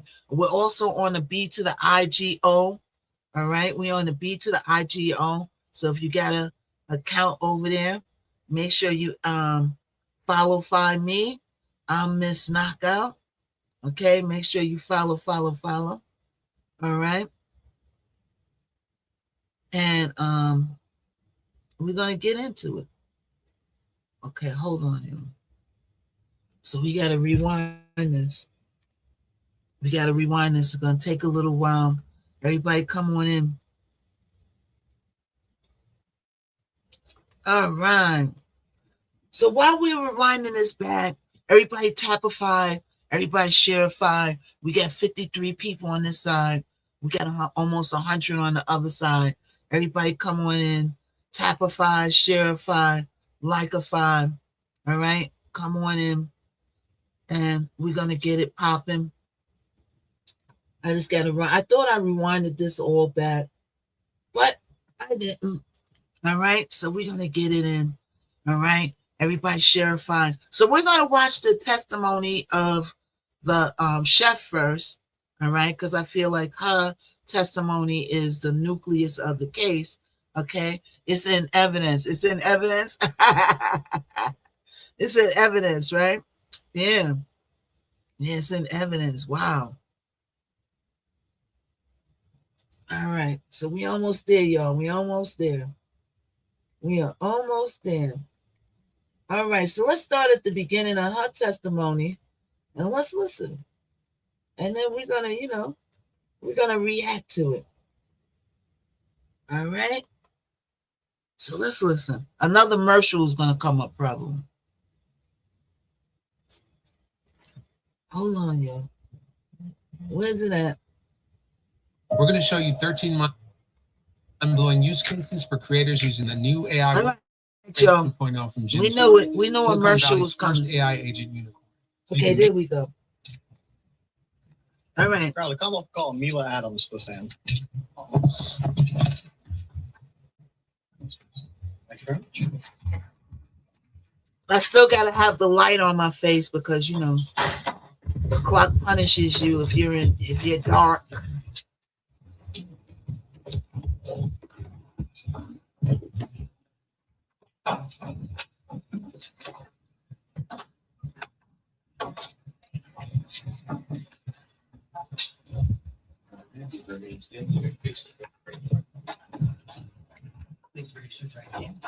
You solemnly swear the testimony you're about to give in this hearing shall be the truth, the whole truth, and nothing but the truth, so help you God. Stand by. You may. Good afternoon. Good afternoon. Could you please state your name and spell your last name for the record? Jamila, Jamila, Adams, ADAMS. And do you normally go by Jamila or I go by Mila. Mila? And what do you do for a living? I am a professional chef. I have been working in the industry for 13 years. So you're a professional chef. Do you work in kitchens and? I work privately for athletes, prominent figures, and wealthy families. So you're a private. Is there a difference between a private chef and personal chef? Are those the same things, or? It's pretty much the same thing. And how long do you say you've been a private chef? 13 years. 13 years. And what sort of training did you take to become a chef? I went to school for clinical psychology, so I have a degree in psychology. But I followed my passion in cooking because I grew up in the South and we cook. So I did some training in France and also Italy. And kind of very generally, what does a private chef do? We provide daily meals for our clients. So that would be breakfast, lunch, dinner, snacks. It's typically a live-in situation. So readily available to them, kind of like 24 hours a day. So I would say it's based on client's needs. So And client would, whatever your health goals were or health issues were, I will help you get better. so you mentioned a little bit of what kind of clientele have you worked for? Athletes, entertainers, And without naming names, what kind of athletes or entertainers do you mean? singers, football players, basketball players, baseball players, And are these professionals? very professional. How much do you make in that?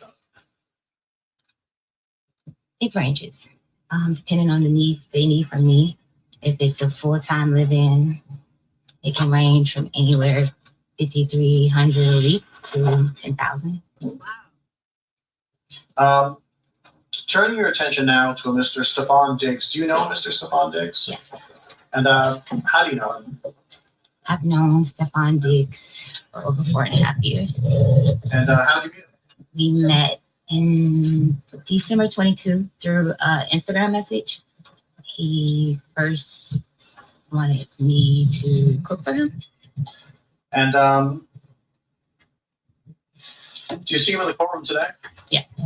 And could you identify him through? I see you're pointing at someone, but could you describe him just because we have to have everything on the record? Describe him either by clothing he's wearing or hairstyle, anything like that. Blue shirt and blue tie, and blue suit. Your Honor, may the record reflect that this witness is identified the defendant as Mr. Stefan Diggs. It will reflect that identification. Over those 4 or so years, how would you characterize your relationship with Mr. Diggs? I would say it's complicated. We had it started out as friends. It started out as friends, became sexual, Well, see, and we would. look at that. I told you I got a shot. I got a shot out here with the ball players, y'all. Hope is still alive. Let's listen. Meet up, hang out, and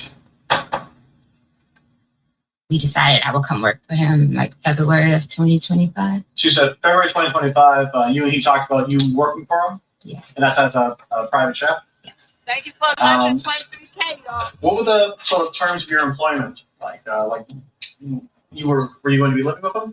Yes. And how many meals or what was it like working for him?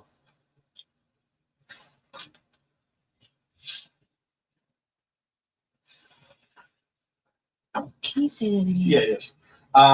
So as far as your employment goes, what were your duties working as a Mr. Diggs private chef? My duties were to make all his meals, his snacks, basically get him healthy. That was the start of our initially hired me. He was coming back. It was his comeback year. And I wanted to help him get healthy, to eat better too. So how does it, do you create a menu? Does he just tell you what he wants? Do you, I'm skilled with recovery. So I knew what it would take to get him, help him get healthy and stay healthy. She's trying to help get him change money, his of diet. course, of So it was course. more so like diet change would be the focus. She was just definitely overall. trying to get money. and did you would you cook just for him or for other people as well? Yes, I would cook for whoever was in the house. And I know you mentioned earlier your breakfast. Is that the sort of standard? Was it every day breakfast, lunch, dinner, and then? Yes, breakfast, lunch, dinner, snacks. And how much did you get paid for this? We agreed on $2,000 a week. And how did you get paid? Finance office would pay me. So you said that you while this was staying in his house, right? Yes, Where was this house? 7 Schoolmasters Lane, In what town? Dedham. And could you describe this house? What was it? It was a single family home. What was it? Was it an apartment? Was it a? Oh, it was a single family home's house. And how many floors was it? Basement, middle floor, a landing, and the top floor. So 3 floors. And so where was the kitchen? The kitchen is downstairs on the floor you come into the house on. So the first floor. And that's where you did your chefing, cooking, baking. I don't know. Yes, where I did my cooking. Yes. She should have taken 100K.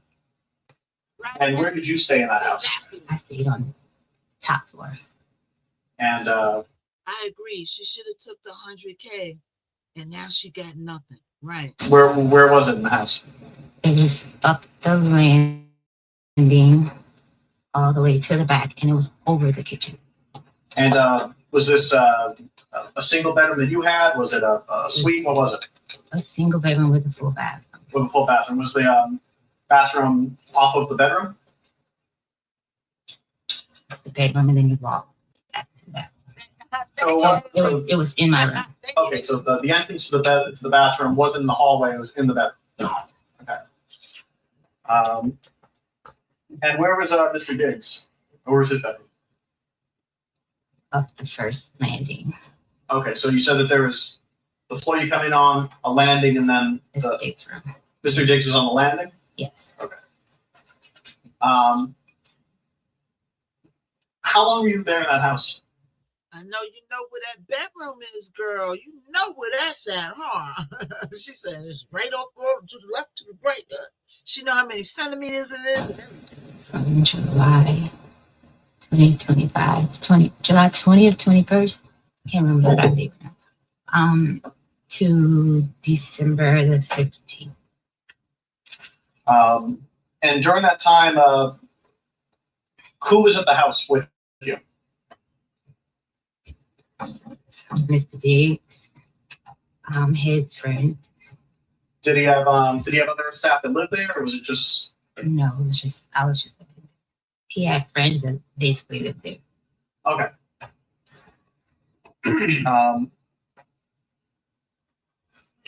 And while you were living there, was it a kind of regular? Schedule by the week, but it will change by the day sometimes. Sometimes he will have to go in later or earlier. So I will often ask at night what time you have to be at work, so I can have breakfast prepared for him to take. Turning your attention now to November. Around November, did any sort of friction occur between members of his staff? She making you confused? Yes. And what was that? I would friction. Say that again. Friction to his friction. Was there any sort of maybe I should say this? What if anything happened near the end of November? Yes.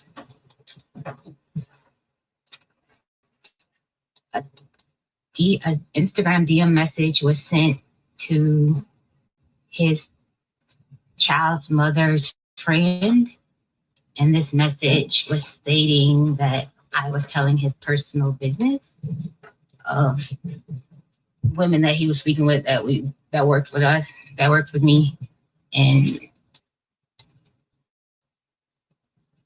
yeah.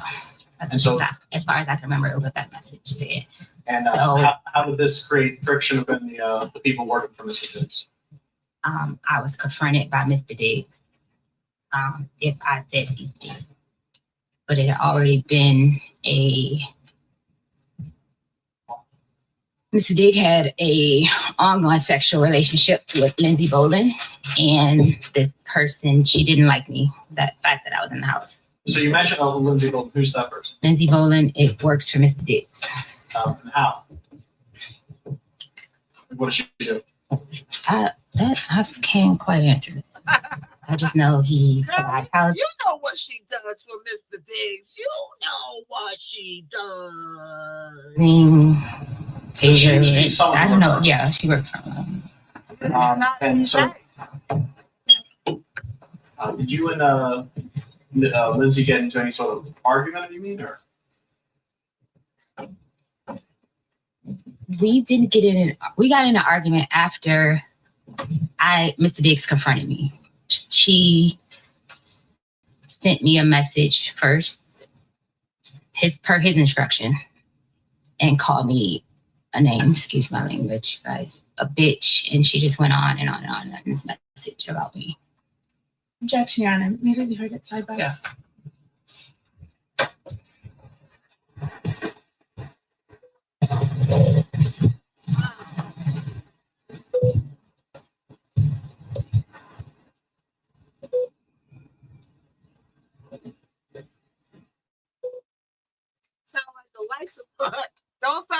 life support machine, y'all.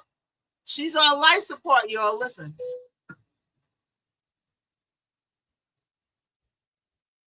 That's on the tape. She's on life support, y'all. Look at that.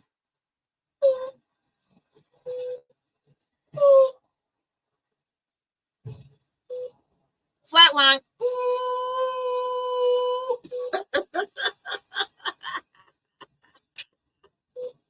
You flatlining, girl. She on life support, y'all. From the door of the Brinks truck with the 100K. Hey, man. I hope you found I'm having a good evening. I can't complain. At some point, were members of Mr. Dick's staff going to go down to a trip to Miami?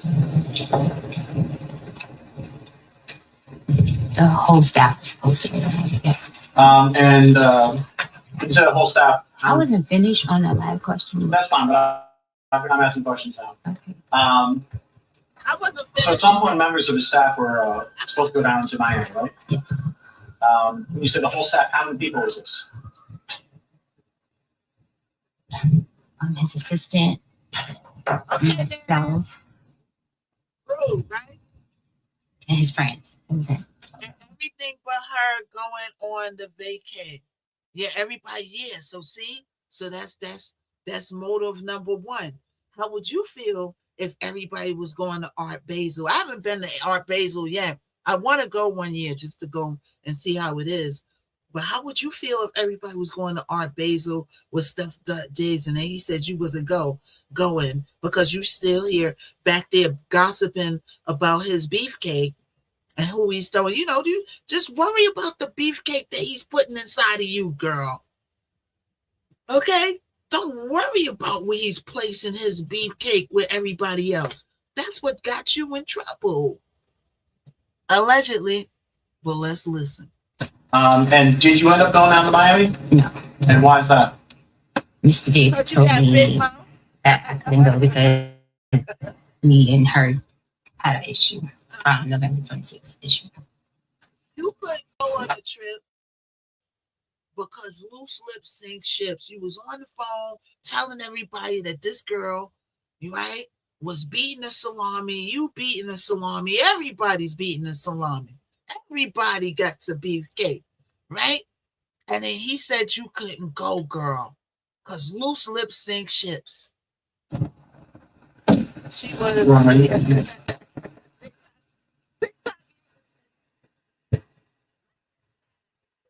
She was jealous. She was jealous of that girl. Because like you said, all of them was the side piece. Everybody was the side piece. You know what I'm saying? Cardi B was like the main girl in my eyes. That was the main girl. You know, that's the dream girl. Aveeno's Daily Moisturizing delivers a routine that lasts Everything from else AM is- to PM. You know, Aveeno. Cardi B was steak. Inflation is Cardi here, and B's it filet sucks. mignon. But that doesn't mean you should. And they was side Starting your potatoes. business They is was a game macaroni and changer. You can cheese. start This one with is a broccoli. way less money. Side dish. And that's why you need Facts. That's why, yeah. So she probably got a little jealous, right? But girl, look. I mean, I'm not saying this to be cruel or nothing. This is just knowing his type that he like. You not main girl material. You know what I'm saying? He want girls like Cardi B, Megan Thee Stallion, Lotto. You know, you looking like Sally from 2F. So you know, she probably was allegedly something for him to just do every once in a while when he got bored. Okay, let's listen, y'all.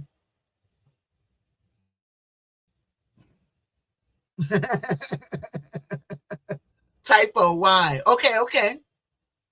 Okay. So there goes Stefan right there, y'all. There goes Stefan right there. Okay, they got the sound turned down. All right, George, we are approaching the election.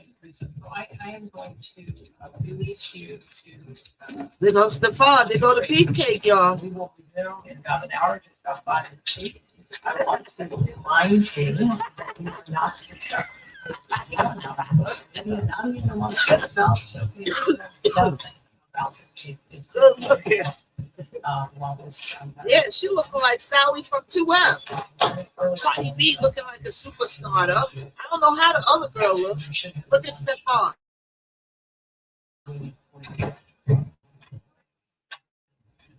All right, Jared, can step down. Can I now turn your attention towards the date of December I 2nd?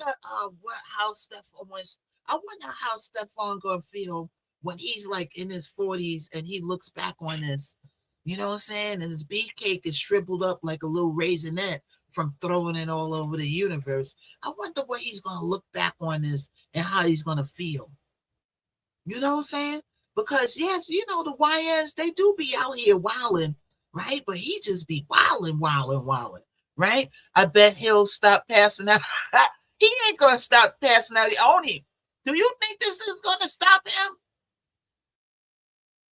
Do you think this is gonna? He probably passing that beefcake out as we speaking right now. He passing that beefcake out to anybody that'll take it right now, Oni. He ain't gonna stop passing that beefcake until he go to the bathroom one day and he open his pants and the beefcake roll down the toilet bowl. And he gonna be like, oh, no more beefcake. I guess I can't do it no more. Okay, let's listen. Yes. Were you still employed by Mr. Diggs at this time? Yes. And where were you on December 2nd? I was in the house. 7th Schoolmaster. And that day, what were you doing that day? I woke up in the morning, prepared breakfast. Now, after you see this trial, right? Because you know Cardi B watched the trial too. She probably sitting there with her popcorn watching all of this, right? Now, if you was Cardi B, would you get back with him? You know what I'm saying? We can't, you know, we really don't know what kind of love. You know, he might be in love with Cardi B and just can't help them. And some guys really be in love. They just can't control their beefcake, right? She was at the Met Gallery. She surely was at the Met Gala, right? You know, if you know, we can't say because we're not Cardi B, you know, but she might be really in love with that dude. Me, you know, I feel like Cardi B should love herself for a little while. Like she got in these relationships dead on into the start of her career, and she been in relationship after relationship. Sometimes it's good to be a little single like a Pringle and date different guys and have fun and friendships and stuff like that and concentrate on your career. But you know, these youngins don't be seeing that. You don't see it until you look back on it and you say, wow, I should have spent more time, you know, to myself. You still got to find out who you are. You know what I'm saying? So, hey. Okay, let's listen.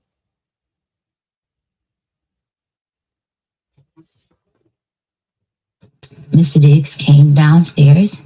Why is her voice like that? He asked me what was I doing for the week. And I asked him, oh, so you weren't going to tell me that I wasn't able to come to Art Basel? And he explained why, and it was because of the girl you situation with me and the other coworker, Lindsay Bolin. And I was upset with him, not upset at the fact I couldn't go to Art Basel. Me and him. You notice that when they asked her what the other girl did, she said, I don't know what she do. She said, I don't know what she do. So how you know in the same house and you know that she works for him, but you don't know what she does? How? Wow. Let's listen. I have a relationship for over 4.5 years. He could have told me weeks ahead of time because me and his girlfriend, Cardi B, we were talking about having like outfits and stuff. It was like a whole thing being planned. And he just... So Cardi B was around.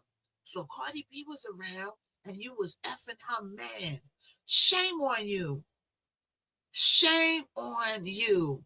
Okay? You around Cardi B laughing and smiling and picking out dresses. And meantime, you sitting on the beefcake all the while. Okay? She was upset that she got left out. She was. Right? Shame on you. Right, Oni? Shame on you, girl. All right? Meanwhile, Stefan is like, there's enough beefcake for everybody. Everybody could get some beefcake. All right? We can ready get in his deep. No, let me stop. waited till the last day. I was more upset with him not letting me know I wasn't gonna come like at an earlier time.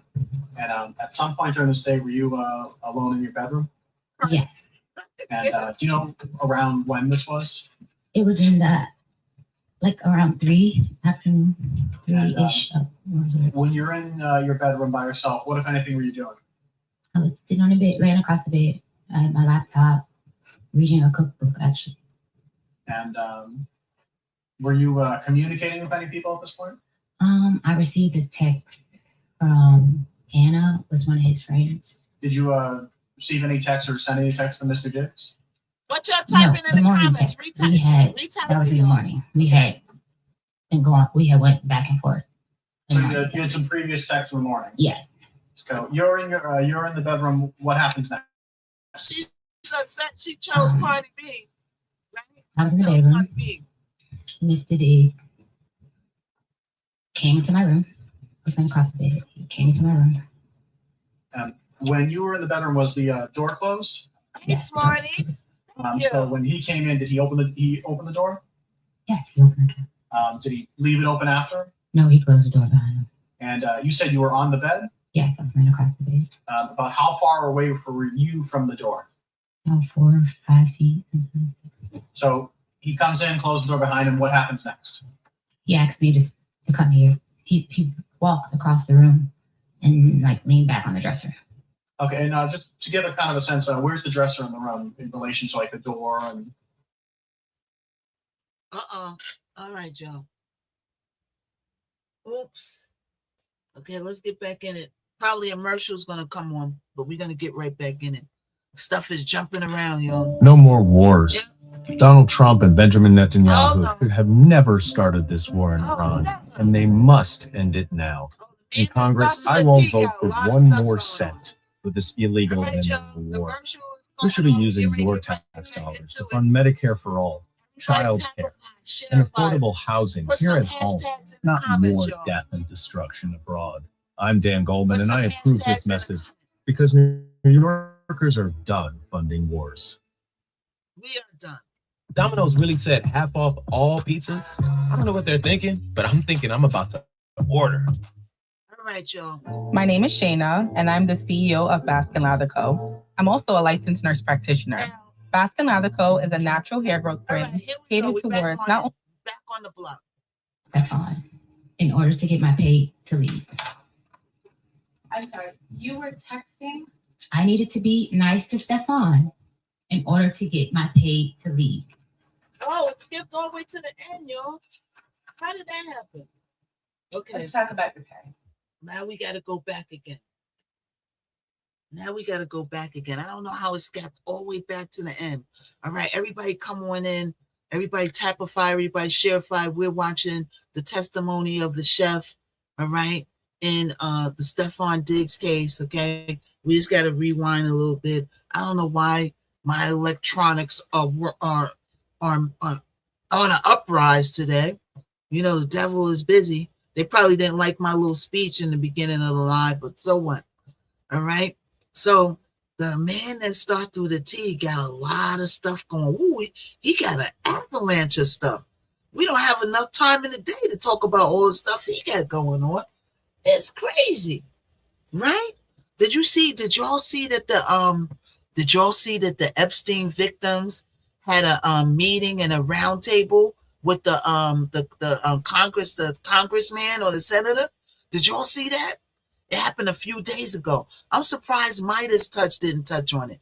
He might be scared to like talk about that, but they allegedly implicate the man that starts with a T on some aura things. Yeah.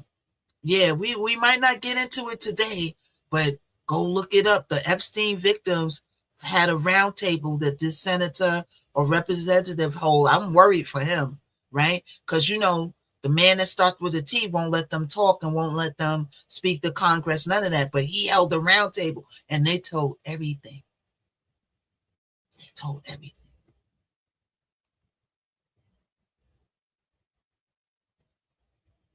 Okay, let's see. I think this is about where it was. And you said he choked you. What exactly did he put pressure on your neck? Yes, he put pressure. And were you able to breathe? At first, and it kept getting tighter. Okay, let's see. Okay, so she said he came in the bedroom. We got to go back a little more. Hold on. You had some previous texts in the morning. Yes. So you're in the bedroom. What happens next? I was in the bedroom. Mr. D came into my room. His name across the bed. He came into my room. We're listening, y'all. When you were in the bedroom, was the door closed? Yes, the door was closed. So when he came in, did he open the door? Yes, he opened the door. Did he leave it open after? No, he closed the door behind him. And you said you were on the bed? Yes, I was laying across the bed. About how far away were you from the door? About 4 or 5 feet. So he comes in, closes the door behind him. What happens next? He asked me to come here. He walked across the room and like leaned back on the dresser. Okay, and just to give a kind of a sense, where's the dresser in the room in relation to like the door and across the room, alongside the bathroom door. Okay, so about how far away from the front door is the dresser? Or 8 feet. I don't know them. A nice amount of feet. Okay, so some amount of distance from it. You said he leans against the dresser? Yes. Are you still on the bed at this point? I'm still on the bed. What happens? He comes in and he looked very angry. He was upset from the text exchange we were having. And in that text exchange, he was calling me bitches. He was just very upset. But what happened in that room? He came in and he with intent to hurt me. No. What? Not his intent or anything. What actually happened? He was leaning against the dresser. He asked me to get up to come here. I got up off the bed and I came across to him and I stood in front of him, like I stood on the side of him. He was leaning back. I stood on the side of him. And he was like, what was all that shit? He was talking. And then what happened? And I was beginning to say, you said, and I couldn't finish my statement, and he smacked me. So when you say he smacked you, he smacked me with an open hand. Do you know which hand he used? Right hand, right side of my face. Do you know which part of your face got hit? The right side of my face. And I know you're putting your hand against your cheek. Is it your cheek that got hit? It was my cheek that got hit. About how far away from you were you from him when that happened? I was at the end of the dresser. And where was he? He was in in front of the other side of the dresser. So about how much space was in between you? Maybe 3 feet, 4 feet.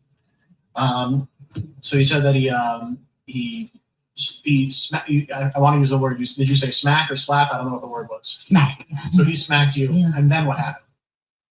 I went to try to block him, push him like this, stop. So again, I see you're pushing your hands out. I pushed up. He's way taller than me. I pushed up for him. How tall are you? 4'11", 5 feet. And how tall is he? Do you know? 6 feet, 6'1". So you say you. So Stephon Diggs didn't look that tall. Stephon Diggs is that tall, huh? Stephon Diggs looks like he's shorter, right? I didn't know he was that tall. Let's listen. Come on. Pushed out, and you made a motion with your hands. So does that mean you pushed with your hands? Yes. Around what, like his stomach, his chest, his shoulders? Up to block his hand. Okay. And then what happened? And then he.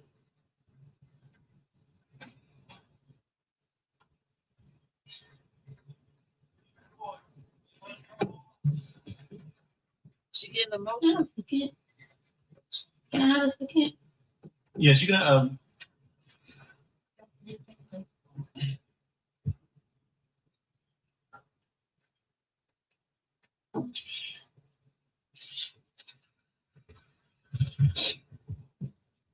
So now let's stop, right? Because while she's giving her Academy Award, who believes her or who don't believe her?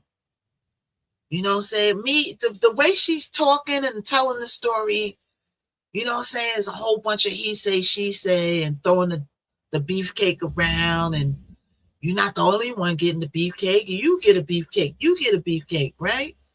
It seemed like it once again, getting the lick back. Doesn't it seem like she getting her lick back? Oh no, allegedly. Everything's all alleged, right? And she got some tears out. Some truth to it. It's probably I believe that he probably allegedly approached her to talk to her and probably got into it with her. But do I believe that he chokified her to the point where she left consciousness? That's left to be questioned, right? She fell in love and got disappointed. Probably, yeah. Yeah, she fell in love and got disappointed, and she kind of getting her lick back. Right? So he probably did come in the room. He probably did try to talk to her and say, yo, why are you telling everybody where I'm throwing my beefcake? You know what I'm saying? Did he touch her? Well, you went out dancing the next day or the same night. If somebody chokified me to the point where I was going to pass out or I'm losing consciousness, I wouldn't be too readily or in the right frame of mind to go out near anybody. Right? She wanted to be the main lady. Well, I don't know. Cardi B is a hard act to follow. That's a hard act to follow right there, honey. Okay? Let's listen. Right.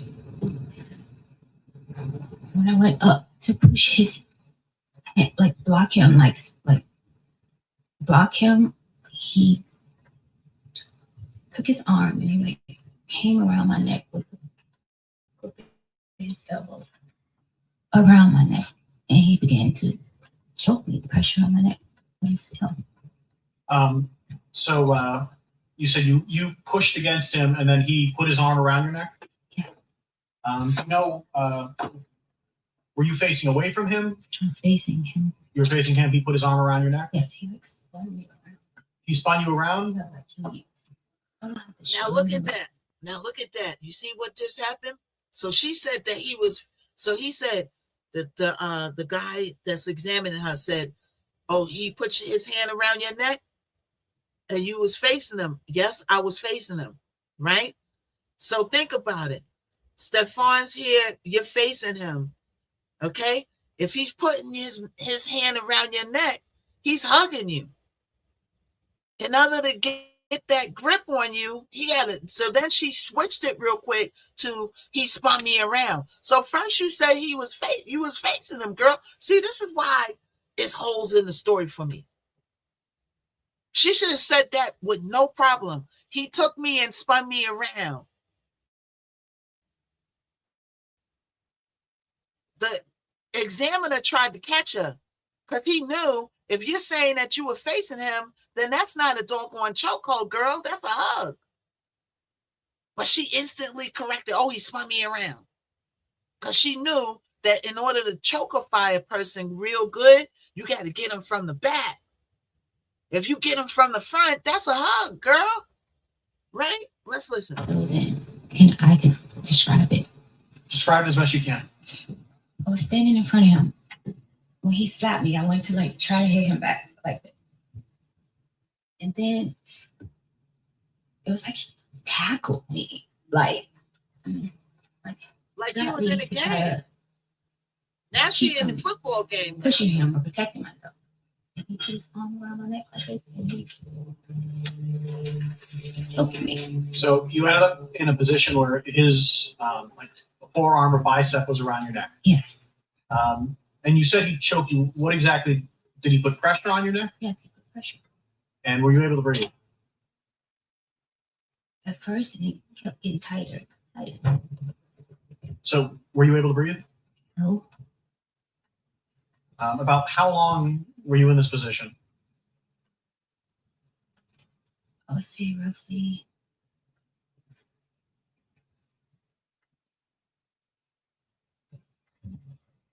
I can't recall the amount of time. I just know it went. See, that threw her from a loop. Look, she didn't know that was coming.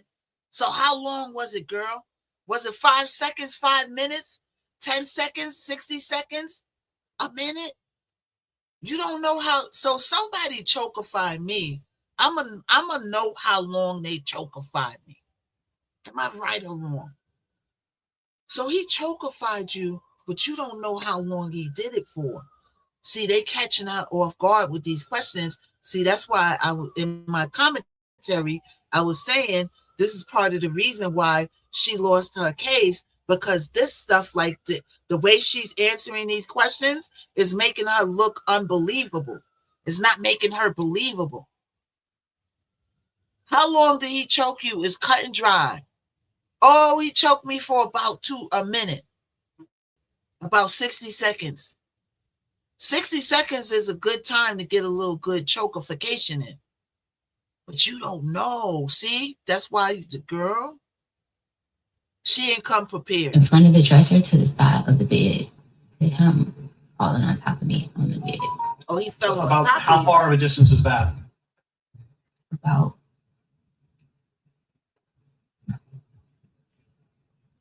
maybe 4 or 5 feet, something like that. 5, 6 feet. At some point, did he let you go? Yeah, he let me go. That's a big room. When we got to the side of the bed, I was pushing back. I started to do a move that I saw off of social media.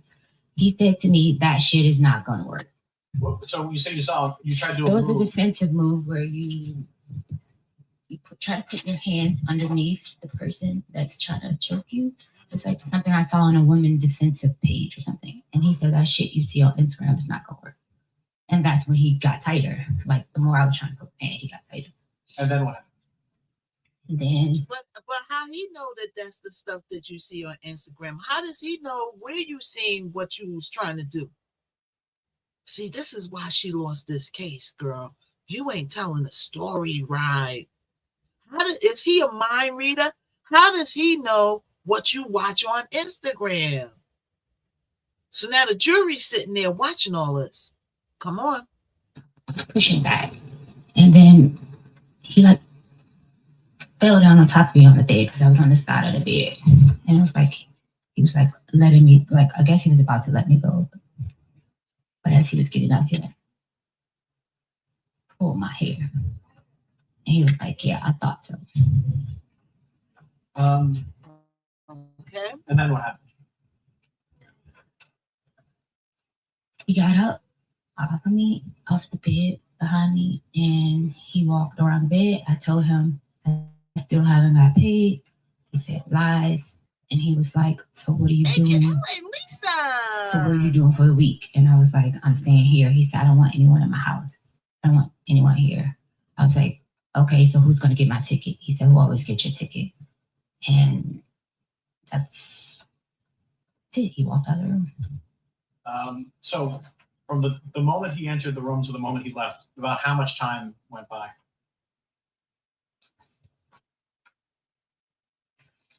My last text to Anna was probably like 3:30 something.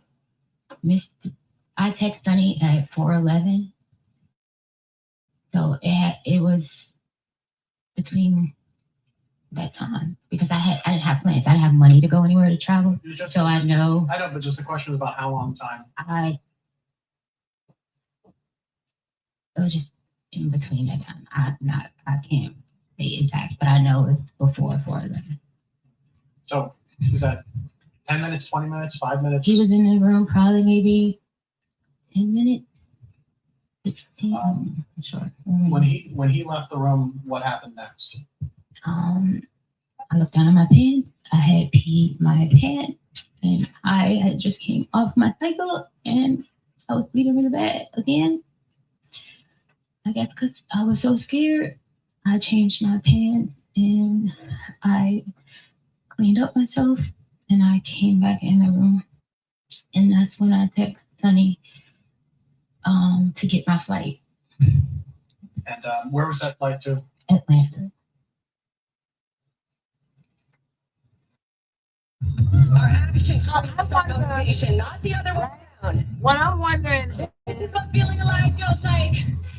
did they check her text to see if she actually sent the text to somebody? Ooh, That's what I'm wondering. spicy. Did they check Life her? Hills 99.9% her of text trends to check her and text? leaves a scent you'll love. Because if I was Stephane's lawyer, I would check her text to see if she texted somebody at that time. Like she There's a said. reason firefighters Hey, always bring everybody, water. come on in, tap a five, share five. We're watching Stephon Diggs case. We're watching Just the like there's a testimony of the reason chef. Morgan & Morgan is America's largest All right. injury law firm. So we're Morgan & watching Morgan, for the Homegirl's people. testimony. .com. Stephon Diggs didn't really have to This testify. might be the only delivery service that actually feels chef made because And it is. we're This gonna is get back community, to and it if in you're one someone that second. I enjoys hope delicious everybody food without having to that worry comes about in, grocery make shopping, sure you cooking, tap and a cleaning, five, then make you're sure gonna you love this share service five, because all you have to do drop is heat up the some meals in the oven or microwave, and the hashtagifications best in part the is new comments. users can get meals for only All right. $6.30 at the link in my bio. They partnered with some of the best chefs in the right. world, like Chef Marcus Samuelson, to decide meals that have the same taste, consistency, and quality you'd expect at their restaurants. This week, I ordered some of Chef Marcus' most popular dishes, like his smoky brown sugar Okay, chicken. there we go. Okay, let's listen. At some point, did you exit your? When you said you went to your bathroom, was that the bathroom that's connected to the bedroom, right? Yes. At some point, did you leave out your bedroom again? I didn't leave out my bedroom till later in the afternoon. But so at some point later on, you did. Do you know about how long you stayed there? In my bedroom, a while, because I was trying to figure out what I was going to do. So at some point though, that later on that day, you exited out of the bedroom. Yes. And what did you do next? When I exited out of the bedroom, while I was in my bedroom, I was packing my clothes to leave. I called another coworker of a color, and I just asked her, like, what she was doing for her, and she was like, I told her I wasn't able to go to our bathroom, and that I was going home, and she was like, oh, you should come here, and I was like, yeah, you know what, I'll come there. When she said here, what does that mean? New York City. So I then Hey, what's up, Amby? Flight to go to New York. LA Lisa, thank you, LA Lisa. And when was that flight going to be? I just know I landed at 10:49. It was a later flight. What is that day? It's that day. Did you see Mr. Diggs anytime after that happened that day? Yeah. And what was that like? He was getting a massage, and I was leaving out. By the time I saw him, I was handing over birthday gifts that I had got. So when you said you're handing out birthday gifts, who were you handing out birthday gifts? To him. This is a gift that you had already purchased, or? Yes, I normally give him a birthday gift every year. When's his birthday? November 28th. Okay, so this was a little bit afterwards. Yeah. So at some point, did you leave this house? Yes. How did you leave to get to the airport? A car, a Uber. And so an Uber came and picked you up and brought you to the airport? Yes. You went to New York. Was it New York City or New York State? New York City. Also New York City. Mm-hmm. And who did you meet up in New York City? I met up with Shy Charles, and she picked me up from the airport, and we went to pick up her friend Talia, and then we went to her ex-husband's house to pick up something or to do something she had to do. We were there. We ordered wings and watched a movie, watched some videos. And did you tell anyone here about what happened to you? No, I didn't tell anyone there because they have their own interpersonal sexual relationship. So I wouldn't have never told her anything like that. How long did you stay in New York? I stayed in New York Tuesday to Tuesday, 7 days a week. And did you come back to Massachusetts? Thank you so much. Yeah. Thank you, LA Lisa. To working for Mr. Thank Diggs? you, Aileen. Yes.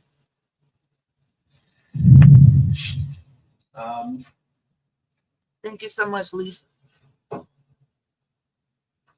At some point, and I know this was a little bit before, maybe a little bit afterwards, but at some point were you talking to Mr. Diggs about money you felt he owed you? It was past wages. Okay. Yes. When did you first bring that up with him? During the week of our pass. I want to say like maybe the 5th or 6th. Of December? Yes. Okay. And So you felt that he owed you some money from wages that weren't paid. Is that what you're saying?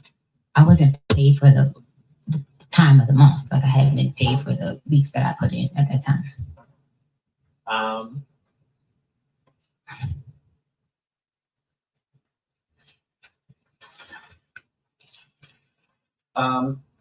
And who did you talk to Mr. Diggs directly? Or did you talk to his finance people? Who did you talk to about this?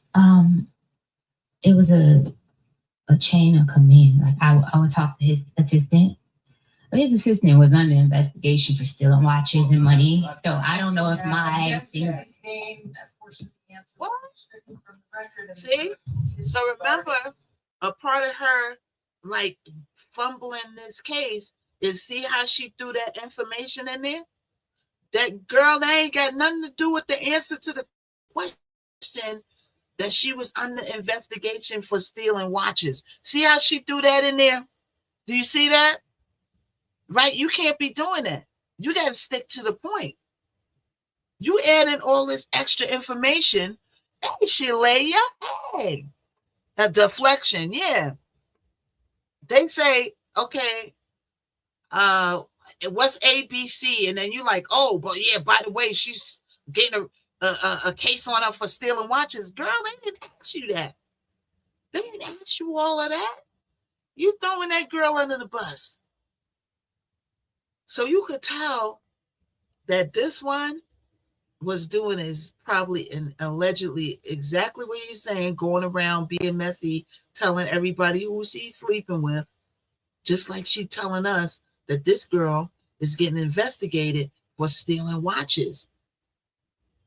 See? Do you have answers to the question? Listen to the judge. Thank you, Your Honor. At some point, did someone She's mad with everybody, right, Capricorn? bring up a non-disclosure agreement? Yes, Mr. Diggs likes to abuse people and try to hide his abuse. That objection is staying. The answer will be stricken and the judge will See, she restricted that from the thing. give it no consideration and do not disagree. Next question. At some point, were you given some information about a non-disclosure agreement by someone who worked for Mr. Diggs? Yes, And when was this? a couple days after the assault.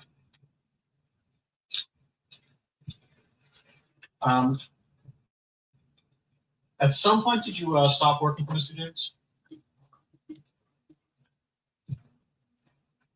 What? At some point, did you stop working for Mr. Diggs? I didn't stop working for Mr. Diggs until my last day in the house. I would say the 16th. So yeah, someone. So December 16th. Okay. At some point, did you report any of this to the Dedham police? Yes, And when was that? Tuesday. Do you know the actual day, or just that it was a Tuesday? I left on the 15th. I left his house on the 15th. I reported on that 16th. Okay, so did you call the police? Did you go there in person? How did that happen? I went there in person. And what happened down there? I was begging for my pay with Mr. Diggs, begging for days, Objection, Your Honor. and he refused to pay me. An objection is sustained. She trying to throw that in there. See what the judge is saying? Listen to the judge. At some point, you arrived to the Dedham police station. Yes, Did you speak to an officer? yes, I did. And did you tell the officer about what happened on December 2nd? I was very hesitant at first because of his fame and power. So yeah, but I did. Your Honor, move to strike. She's striking that from the doggone thing. See? That comment by the witness be stricken from the record. Jurors disregarded and not considered the answer to the question. See? At some point, did you tell the officer about what happened on December 2nd? Yes, I did. And did at any point you provide to the Dedham police text messages? Yes.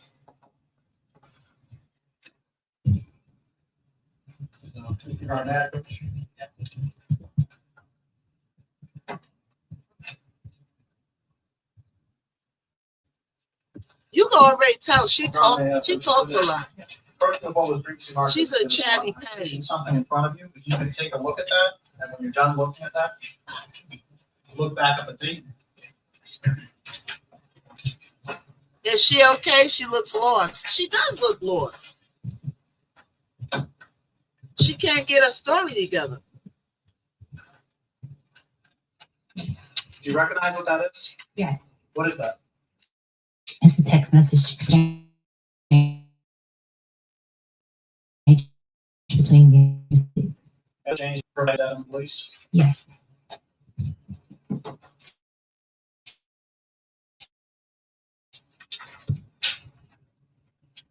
Reaches because making a report to the police in my previous abusive relationship, me.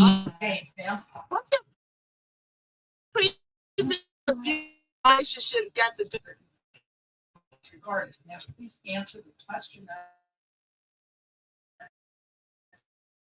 to you.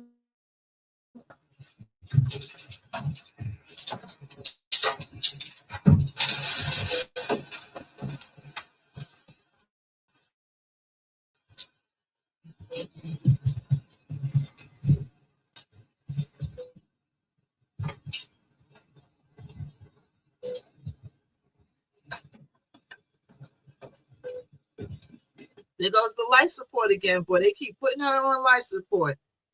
Look at Stefan. There goes Stefan. He's sitting there. He's sitting there. You know what I'm saying? He locked up. Situation is in the building. What's up, Situation? Yes. Yeah, he was crying. Yeah. Why do you think he was crying? So everybody that's just coming in, we're looking at Stefan Diggs' case with the chef. Chef talk a lot. Chef messy. Everything's all alleged. So we're watching her testimony.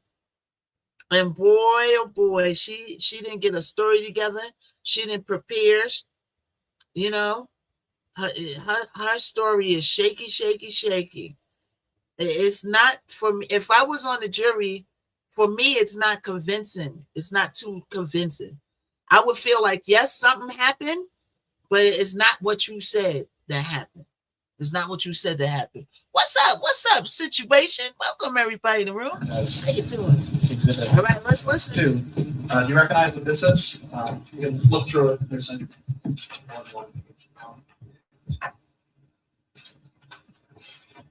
On the, I recognize it, but the messages is put out. There's a three, I believe, 3 pages to this. Throw 4 pages back.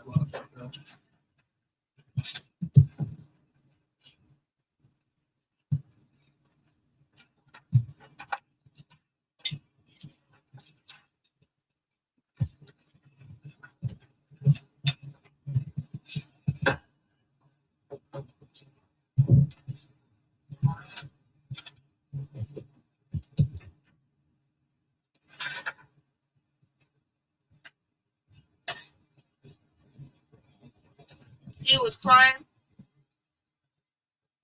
Well, you know, he got, you know, if this case would have went through, you know, he would have to worry about his career. Because he got felony charges, which means that he would have got some doggone time for this, perhaps, maybe. Yeah. Or maybe not if he had a record. What is this? This was in a text exchange Oh, see? between me and Mr. Diggs. Now, what did I tell you? Didn't I tell you that prosecutor and not the defense, but the prosecutor, the defense needed to pull her text it. When she said that incident happened, he was leaning on the dresser, then he spun her around and chokified her. Then she texted her friend, and her friend said to come to New York. They verified all of that. So now they just gave her a paper with all her texts in. Let's see what happened. And when was this text exchange from? The morning into the noon, 12-2. Of December 2nd? Yes. Is there a difference between the text messages that you provided to the Dedham police and the text messages that are here? Yes. And what is that difference?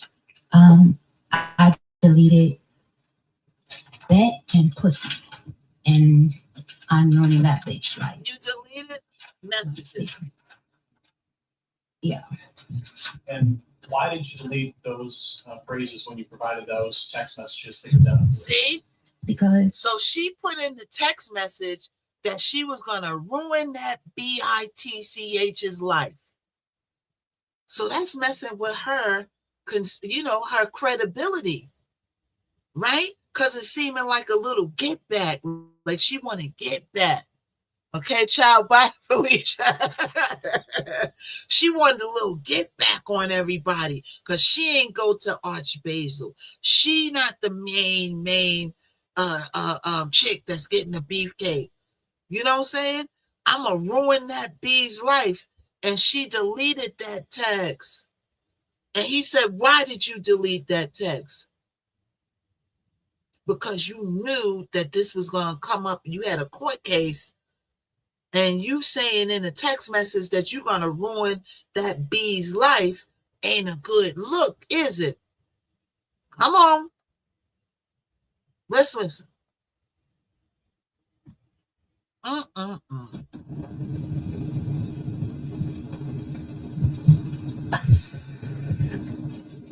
when I was abused in my previous relationship, when I was safe thing. No, ain't nobody asked you that. Objection is sustained. There's no question there. Again, the jurors will disregard the sidebar. What does that got to do with the tea in China? There she goes. They putting on life support again. She just bursts out, girl. She just bursts out and start talking about her last relationship. What does that got to do with Stephon Diggs, girl? You messed your case up. Now I see what's going on, girl. What does that got to do with the tea in China? See, my last relationship, she was getting ready to go into a whole story. She was going into a whole, look, she's emotional and she's not emotionally stable because she knows she messed up her job. She messed up her relationship with Stephon. They want to be a part of this lifestyle, ball players. The ball players be around everybody. She was getting the beefcake put on her every once in a while. And girl, you messed that up with your loose lips, shaking ships, and you just messy boo. Everybody come on in, tap 5, share 5. We're watching Stephon Diggs' case. All right, we're going to get back in it in a minute. Right, this girl just goes and starts blurting out stuff. I'm like, why are you blurting out stuff like that? That don't even sound right. One bag in my last relationship, and if the judge didn't stop her, she would have kept going. All right? No one is going to want to hire her. That's true. That is so true. So I'm using That's so true, Spacey. She might not get another job. Word doc, or even a YouTube, depending Everybody's on the watching this. For now, I'm going to use She's going to have a hard time getting another job. So all I need to do is give it an idea. All right, let's get back in it, y'all. Let's listen. Everybody coming on in. This is the Stephon Diggs case. All right, they on a little sidebar because she keeps having these doggone sporadic moments talking about stuff that ain't got nothing to do with the case. Girl, you ain't at an AAA meeting. This ain't time to discuss your last relationships. Come on now. Like y'all said, she should have took the $100,000 and went on about her business. So they're having a little sidebar, y'all. They're getting ready to come back in it. Look, she's crying. She's not emotionally stable. You know what I'm saying? Not an emotionally stable person. You know, you got to be really, what's up, Chad? Hey. You got to be really like a certain kind of person to run in those circles. All right, so they're just having a sidebar because she keep blurting out stuff that ain't got nothing to do with the case. Messages when you provided them to the Dedham. She never kept her job professional. Proceed. Mm-hmm. You're on a approach. Yes. Approaching now with major potential. Do you mind looking through this number of pages? And when you're, What you laughing at? kind of look at it a little bit, you can look back.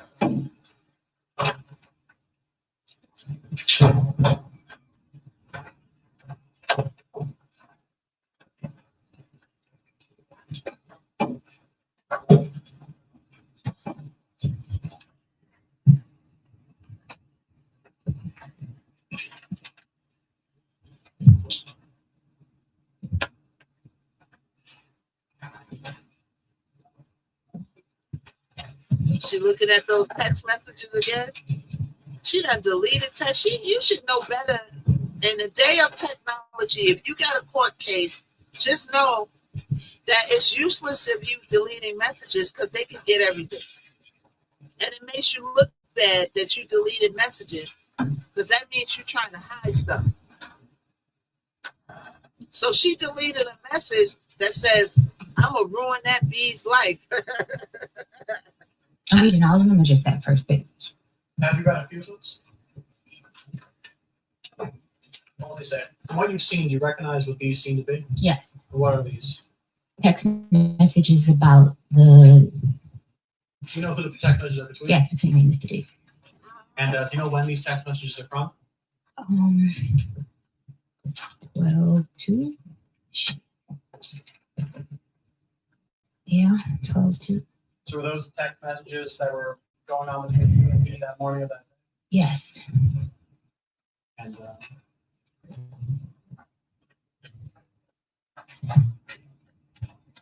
if I can ask you to maybe go to the third last page on this.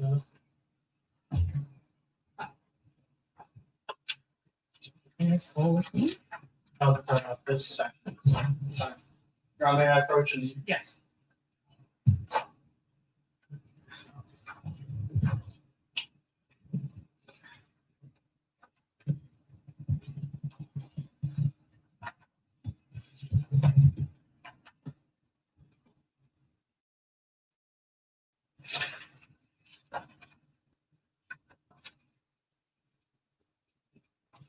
Yo, thank you, situation. Thank you so much, situation. Thank you, thank you. So on the top page, there's a text that says pussy, right? Yes. Who sent that? I did. And how did Mr. Diggs respond? Show me on the Yo, And how did you respond? situation. Will do. Thank you. And were those the last text messages sent before Mr. Diggs hit you? Yes. Let me see. Your Honor, may I approach this one? Yes. Sir, bring your attention See, now. her text messages is to the jamming floor. her up. Can you look through a few of these? Thank you, situation. Thank you, situation. 2 stars. Thank you so much, situation. And do you recognize what these are? Yes. And what are these? These are messages that I sent him asking to be paid. And do you know when around these were from? It was a couple of days after. They were at Art Basel. 12/5 is his. Yeah, I know. Okay, I was so begging for my see, money. they all at Art Basel, and see, she couldn't go because she wasn't invited because she going around being messy, telling everybody who's he sleeping with, and all telling his business. So now they all at the Art Basel, and now let's see what she's doing. Oh wow.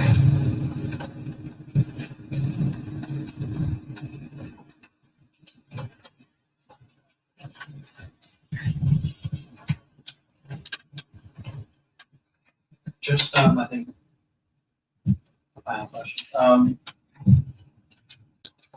When he was in the room, when he slapped you, when he threw you in a headlock, was there anyone else in the room but you two?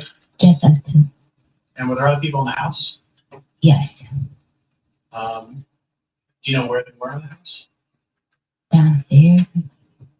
I'm not asleep.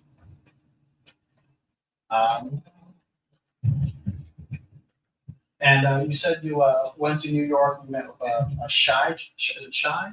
Yeah. How did you know Shy Charles? She works for him. Okay, so She braids his hair. and so has she known you longer or him longer? Him longer. No further questions. So she knew him longer. But she's housing you after the messy mess went down. You probably mad at her too. Ms. Adams, today is not the first day you've told the story of what you say happened on December 2nd. True? True. The first time you told the story was on December 16th, right? Yes. And that was to Officer Ellis of the Denver Police Department, Yes. right? And you sat with Officer Ellis, right? Yes. And you told him your story, Yes. and he took notes of what you were saying. Yes. Because what you were saying was important to issuing a criminal complaint, right?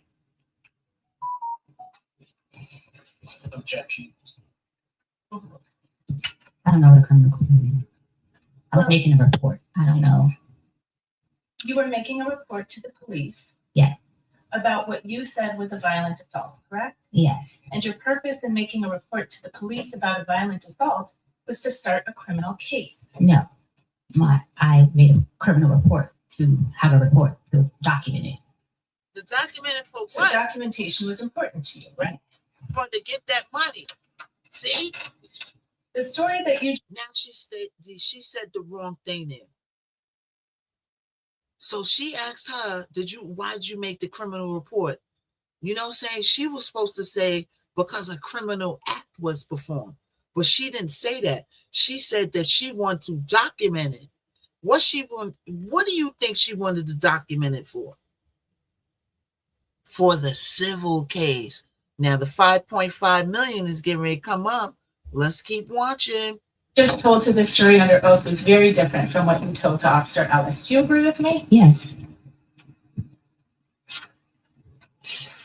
What you said to Officer Ellis when you reported this crime, this so-called crime, is that not the so-called crime. You had been having an ongoing text exchange over money owed to you. Yes.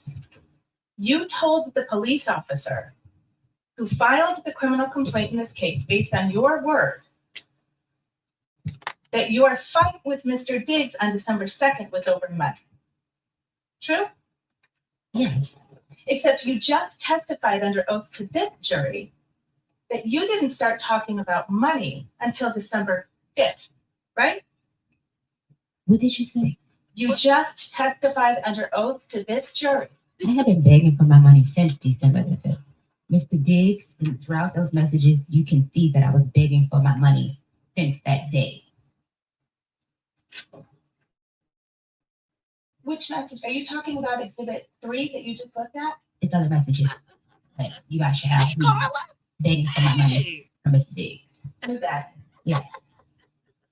That's Do what you she sounded recall like. testifying under oath to this jury that your fight on December 2nd was about Lindsay, your anger at Lindsay, and you being told you couldn't go on the Miami trip? My anger was at Stefan. I never said my anger was at Lindsay.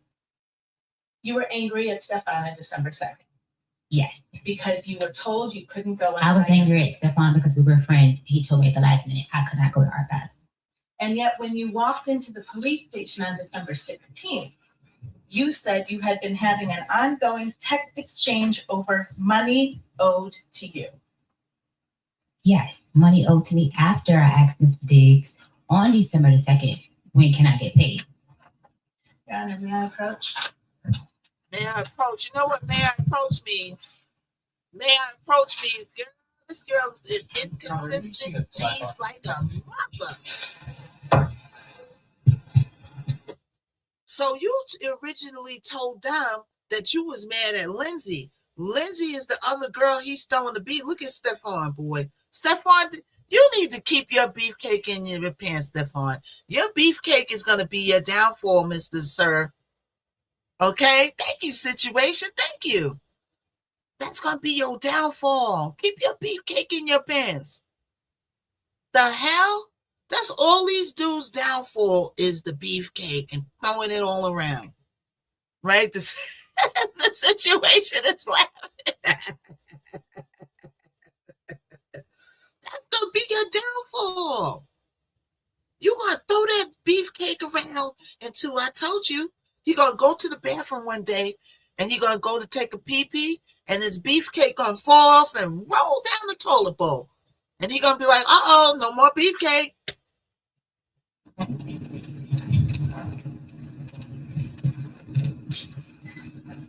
Do you recognize that document that I've shown you as the police report that was prepared based on your statements on December 16th? Yeah. You've seen this report before. Yes, I read it. And you see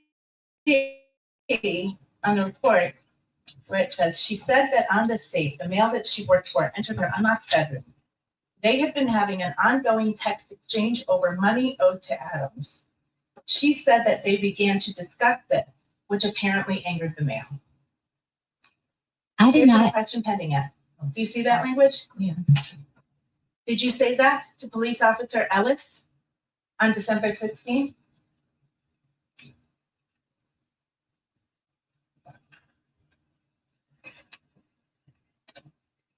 Did ya?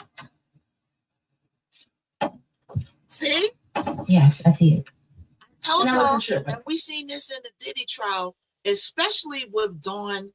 What's her name? Dawn, the singer that was in Dirty Money. Y'all know who I'm talking about, right? She did the interview with the GOV, and then when she got on the stand, she told a whole different story. We went down in the basement, and Diddy said, "Oh, snitches dig ditches. We dig ditches with snitches." Richardson, yeah.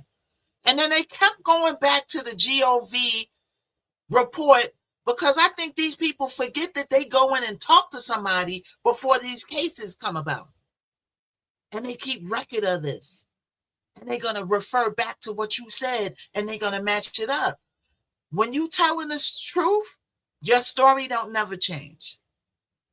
When you tell the truth, your story don't never change. It's effortless. Right? When you not telling the truth, then your story is going to keep changing. So now they're going back in the files, and now you said something different. Let's go.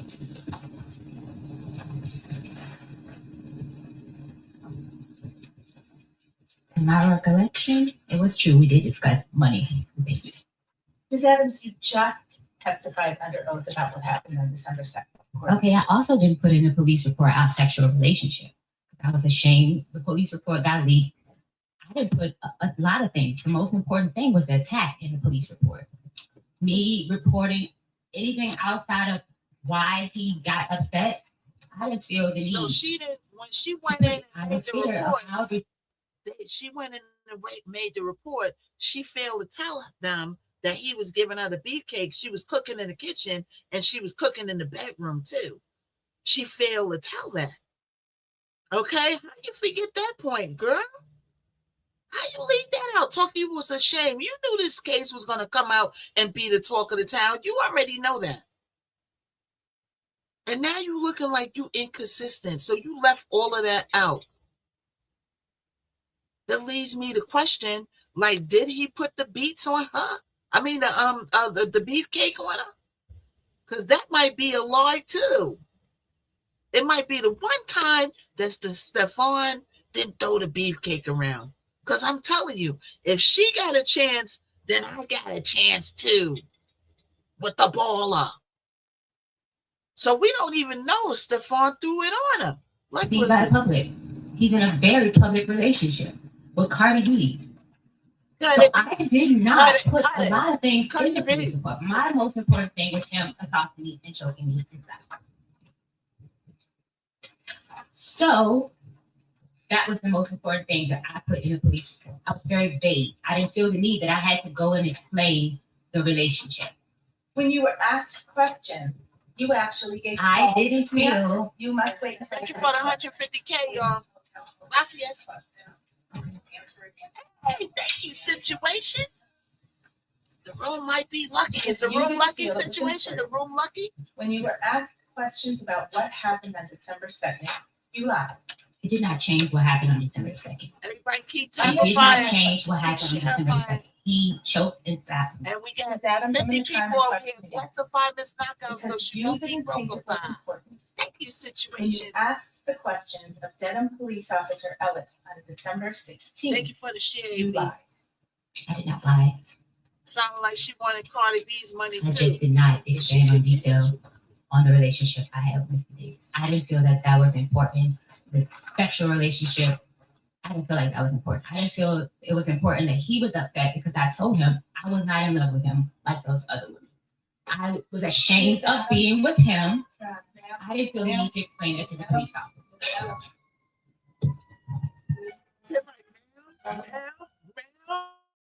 Ma'am. She done knocked us off the TV. This girl done knocked us off the television set. I hope I don't have to rewind it again, y'all. I hope I don't have to rewind it. She done knocked us out of the doggone system with her doggone shenanigans.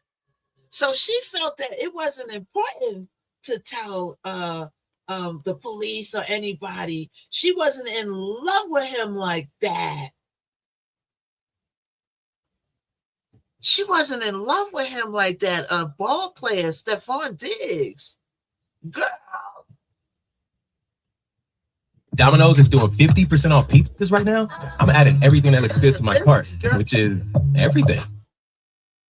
This video right here never really existed. It got over 8 million views. It's one of the first videos that is completely AI. I'm sure Stephon is hurt that you didn't love him like the rest of them. Thousands of dollars in revenue. The rest of them was in love with him. You can either and she was just getting stirred up. Because I created a simple free training. Child, she made a mockery of herself. 99% of the work is done for you, and how you can make Come on now. All right, everybody, we can get back into it. Anybody that's new, make sure you follow Miss Knockout. I'll be on earlier tomorrow. I just had a couple of things to do today. Tomorrow we'll be on earlier. All right.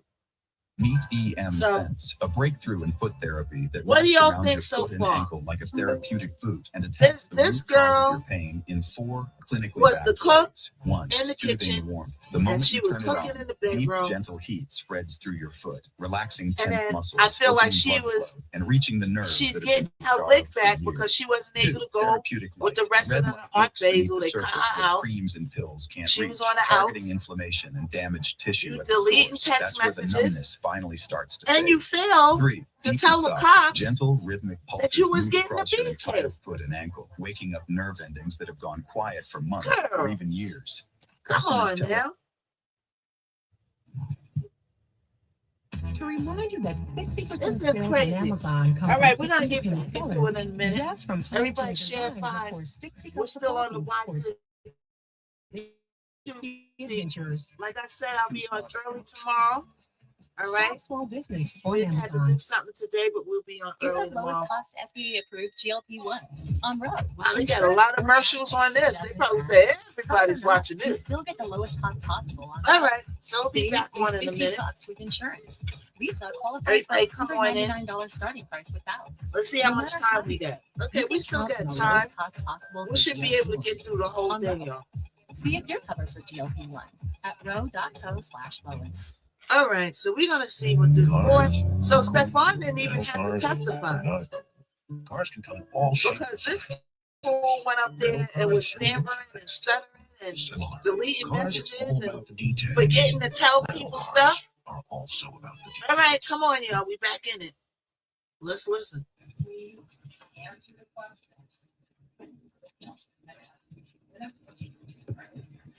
Under oath, on December 2nd, when you claim Mr. Diggs walked into your room, you had not been having a text exchange fight over money. The last text exchange fight was over money.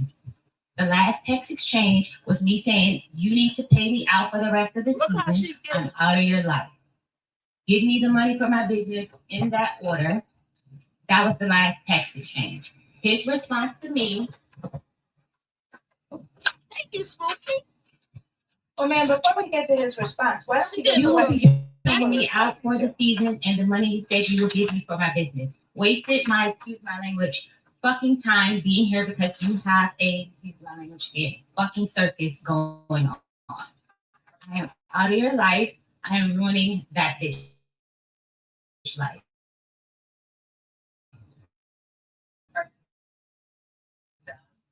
Whatever comes to She's us. mad. All right, She's it is big mad. responsive to the question. She's showing her anger.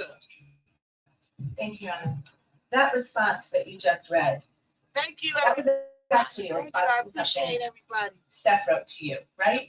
That was a text exchange over Yes money. or no question now. What was your question? What you just read into the record, that was a response to a text message that Steph sent to you, correct? Yes. And in that request, in that message that Steph sent to you, you understood you were getting fired, right? No. What Steph wrote to you is, I'm gonna leave you be.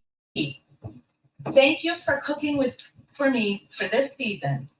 I appreciate you. Hate it even got to this, but oh well. Right? Yes. And you understood when you received that he was telling you you were not going to be cooking for him anymore. No.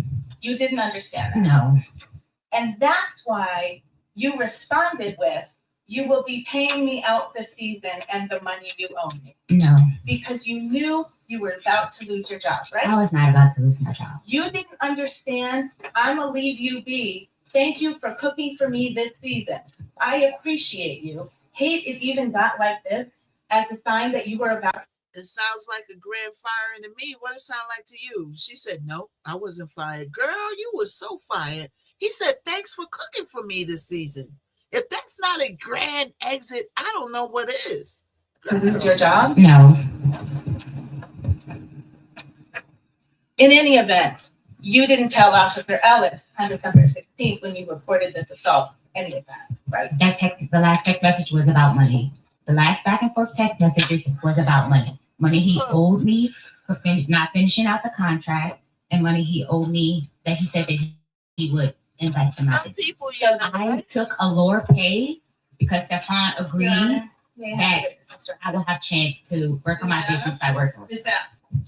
She got a nasty attitude. Right now. And again, answer the question put to you. It's not an opportunity for you to defend with your school. Listen to the judge.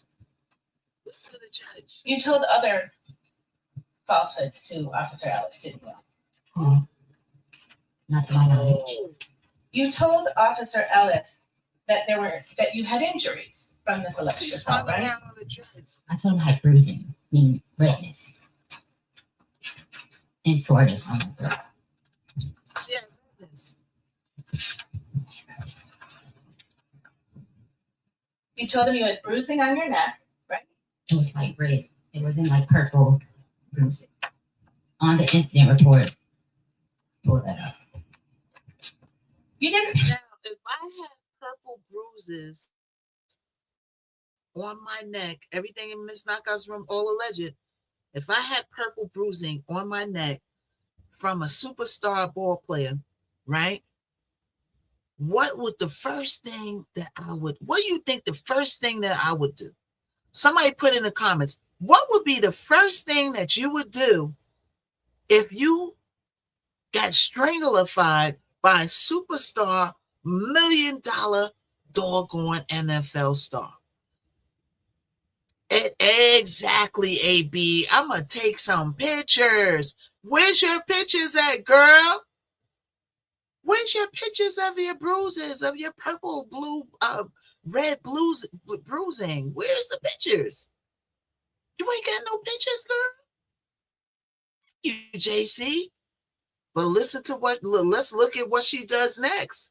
Not only do she not have pictures, let's listen to this. Have any injuries when you walked into the police office on December 16th, did you? No, because I happened on December 2nd. Right.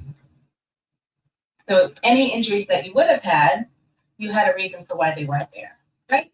It happened, it faded. The fading went away the night. And did you take any pictures of your injuries? I was in shock. The first thing was not to take pictures, it was to get it together. Yeah, I thought you just testified. Did you hear what she said? She said the same thing I said. You didn't take pictures? The average human is going to take pictures because it's sorry to say, if I get chokified by a multi-million-dollar NFL star, okay, I'm going to take some pictures and Miss Knockout is going to get paid. Because I'm going to have the red marks around my neck because that would mean if I'm taking pictures, it's going to be true. So you ain't take no pictures. And if you're really smart, say you are lying. I don't condone doing this, right? But you got people out here that's so smart and savvy, right? They'll go on in their makeup bag and get a little bit of red lipstick and rub it on around here. Look, y'all.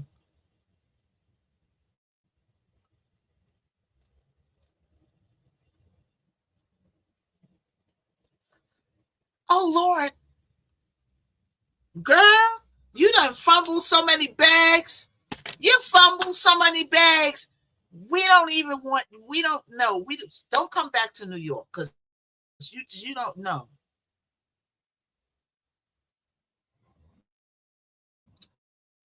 Girl, let's listen.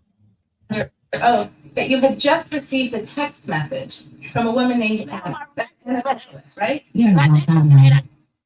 You didn't just testify under oath.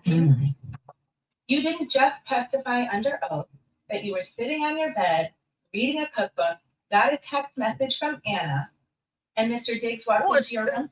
Mr. Diggs walked in minutes after. I got a hickey when I go out. That's how I based the time on what time he walked in. Okay. So you had a phone in your hand when you walked in the room? My phone was on the bed. I was reading a book. I wasn't texting her in the moment of Mr. Diggs walking in the room. No. Okay. But you had a phone right there in your room? Yes. It's an iPhone? Yes. It's got a camera on it? Yes. You can take videos with it? Yes. And you do take videos with it? Yes. You take pictures with it? Yes. You take pictures of yourself with it? Yes. A lot? Not often. No. You take a lot of pictures, You have girl. social media accounts for your business, don't you? She said no because she know where she's going with it. You take pictures all the time. You take pictures of this, that, the birds, the bees, the beefcake. But you didn't take pictures of your red neck and the bruising around your neck, girl. You post things on your social media account? I'm not as active as I should be. You don't use your iPhone to take videos or pictures for that? I'm not a very active person on social media. I see.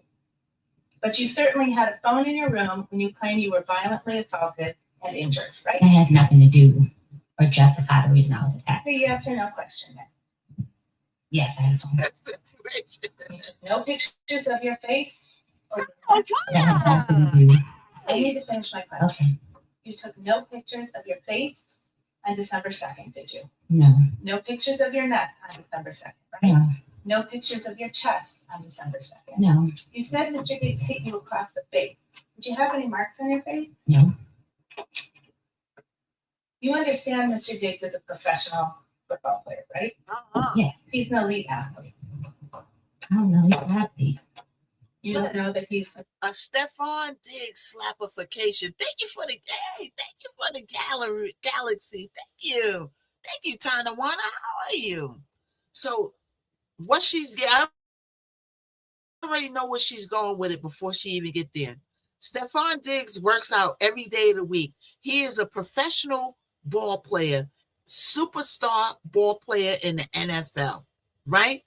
If Stephon Diggs slapifies you across the face, you gonna know that you've been slapped, baby girl. Okay? You gonna know that you've been slapped, and you gonna see that you've been slapped.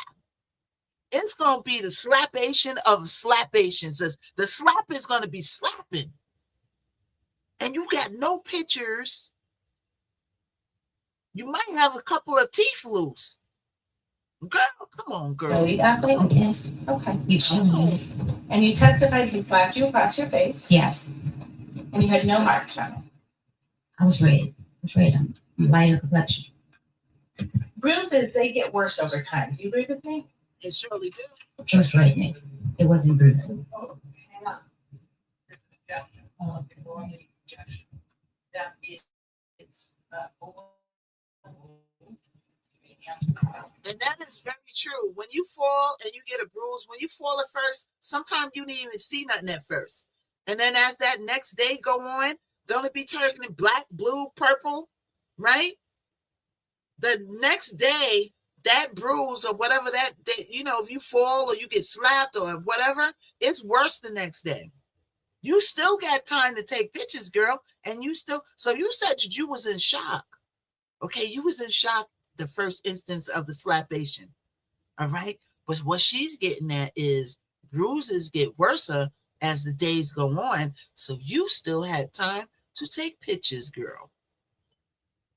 Right? But you don't got no pictures. No murk. Okay? No packets. Nothing. Let's listen. I have redness, Mark, like I'm light skin. I turn red. You light skin? You also get bruises, don't you? If I hit something hard, yeah. And she light skin?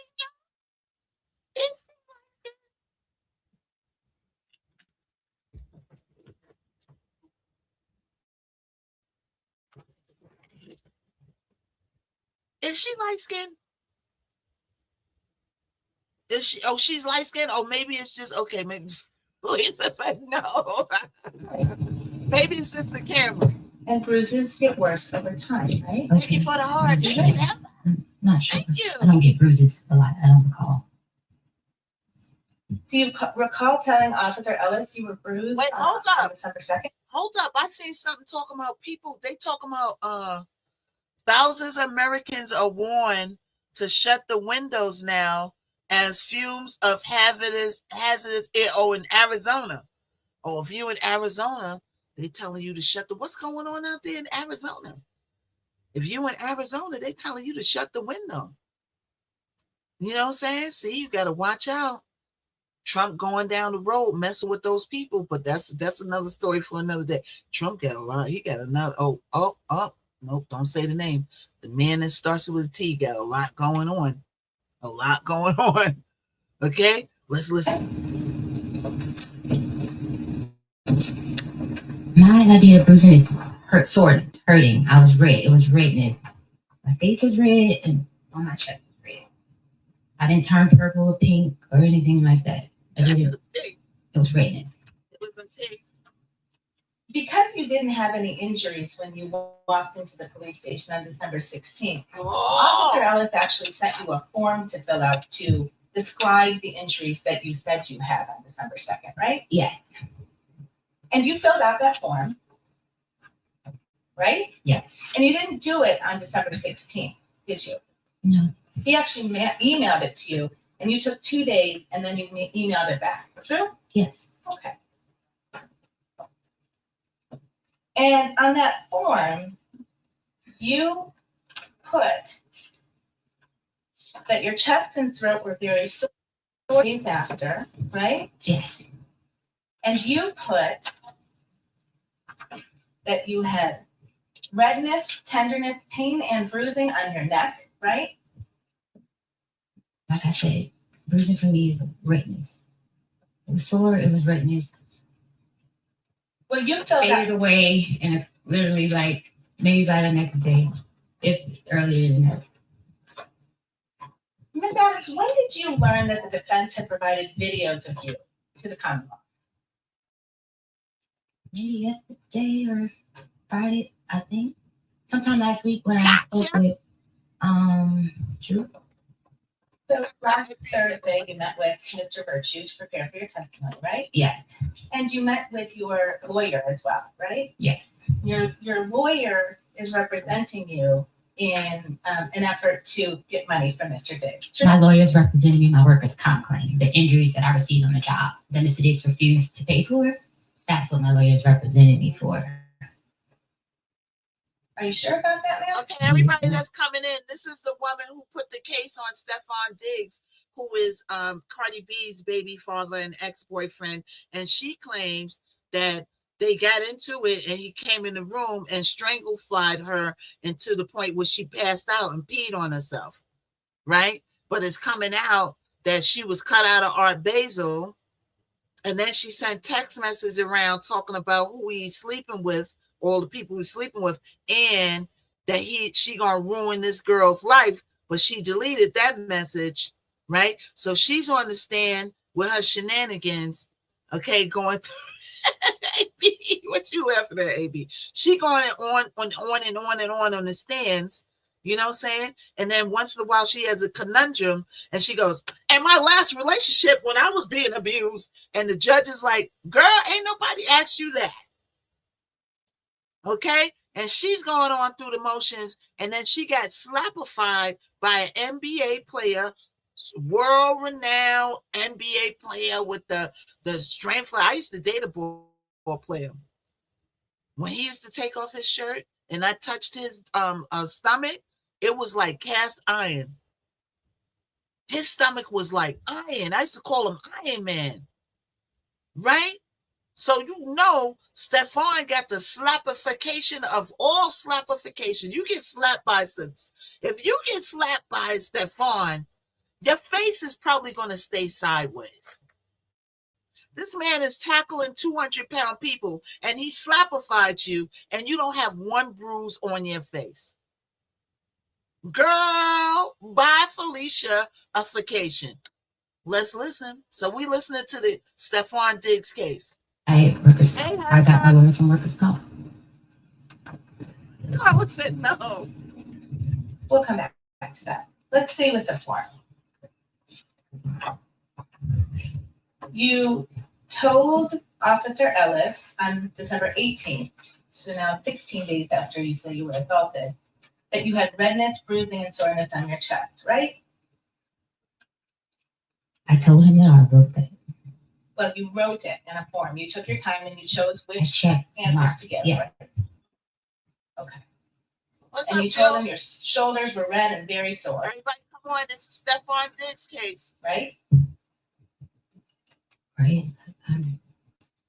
This whole area here was sore. Across my chest, up here. And you told him your whole body was sore, actually, didn't you? The whole body was sore. You told him it was difficult for you to sleep. I was very upset. She was building up a case to get that 5.5 million. So you went from your neck being sore, from being chokified, until your whole body is sore. How is your whole body sore from a chocation? Riddle me that. Let's listen. And no swelling, I think you testified today that no murk, Carla. Steph supposedly put his forearm around your neck. She getting confused. Shirley, be quiet, Shirley. Okay. But you told Officer Ellis he used his hand, didn't you? This is the crook of his elbow. That is in the book. Coach? The crook of his elbow.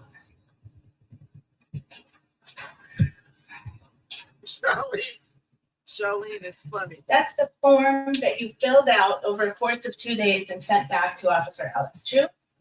Yeah. And if you look right in under heading method and or manner of strangulation and suffocation, right in the maybe top third of that page. See that? Yeah. She had dollars. Question number 2. Yeah. How was the victim strangled? Check all that apply. See that? Yeah, right. Forearm, right hand. You told him you were strangled with his right hand, true? The forearm, right hand. That is what's checked. Okay, but you just testified under oath it was only his forearm. This is the right side. I'm little. Everything went across my neck. Girl, you so that is what I meant by forearm, right hand was his whole right side. Right hand was the smack and forearm was the choke. How was the victim strangled? That was right hand meant smack. But his whole right arm was across my chest. You also estimated the level of pressure that the suspect used during the strangulation. You remember doing that? Deshaun. I peed myself and I came back on my cycle really heavy. So that was a yes or no question. You gave it a yes. You remember doing it. right?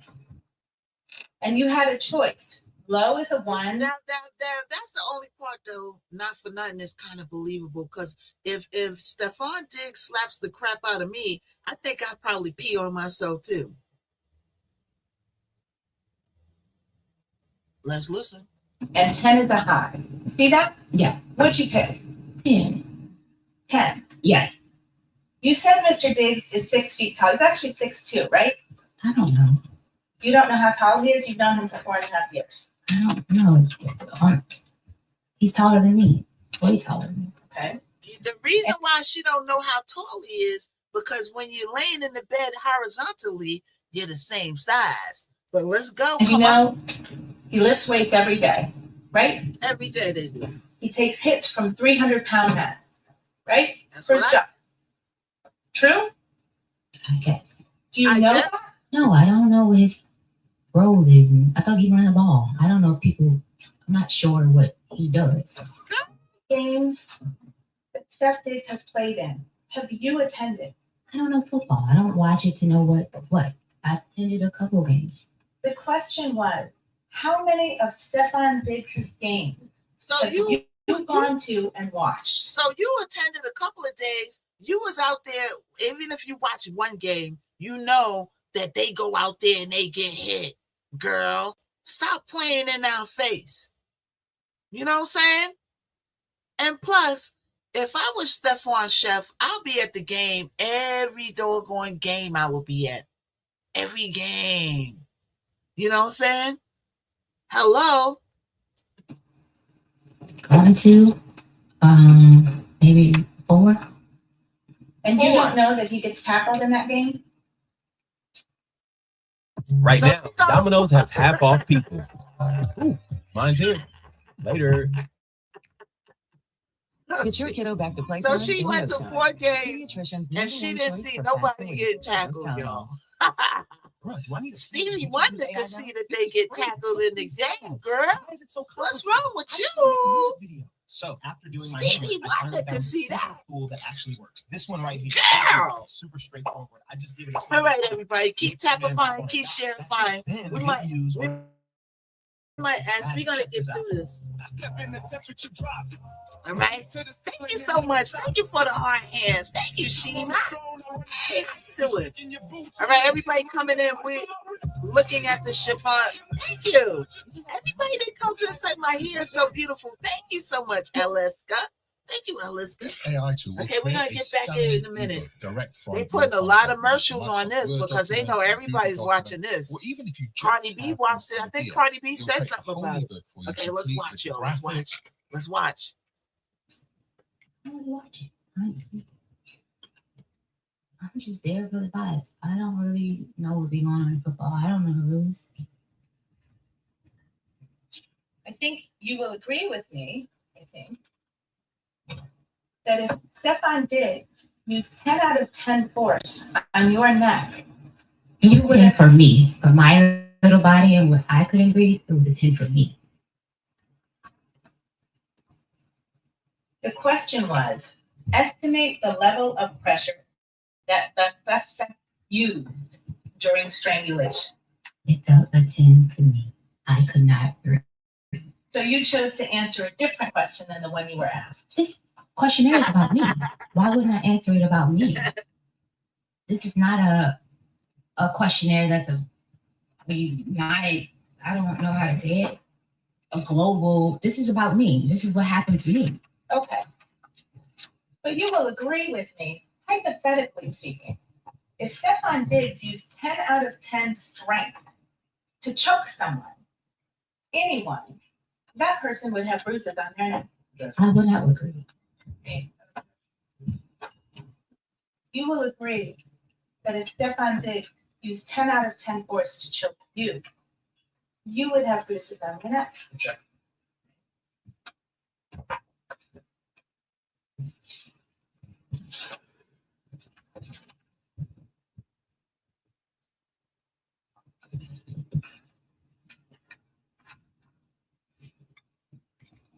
Trying to see where it's at. Now, you went to New York, you said, on the evening of December 2nd. True? True.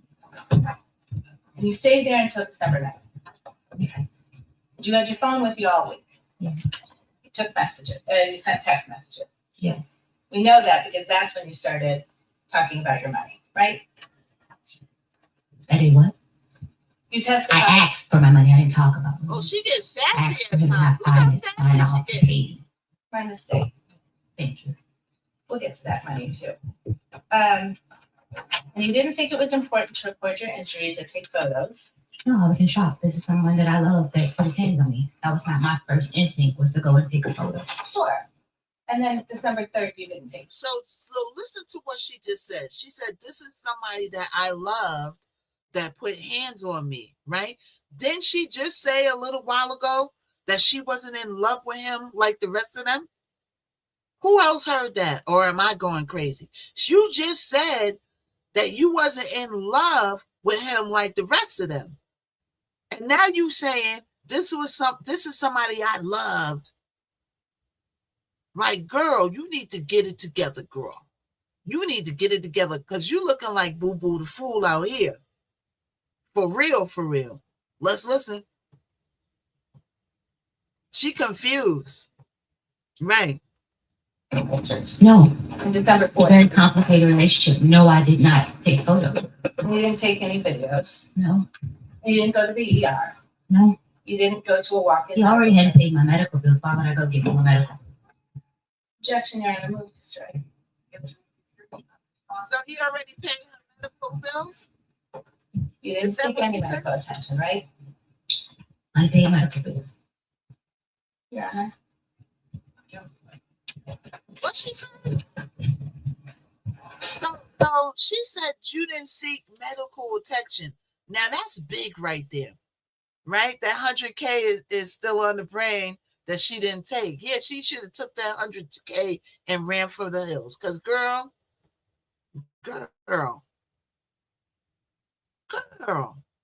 what? Let's listen. There's a life support again. Boop, boop. They keep putting you on life support, girl. Oh, they're going to show Stephon Diggs. Look at Stephon Diggs. Oh, is he crying, y'all? He was crying. He looked like he was crying a little bit. Somebody say he was crying.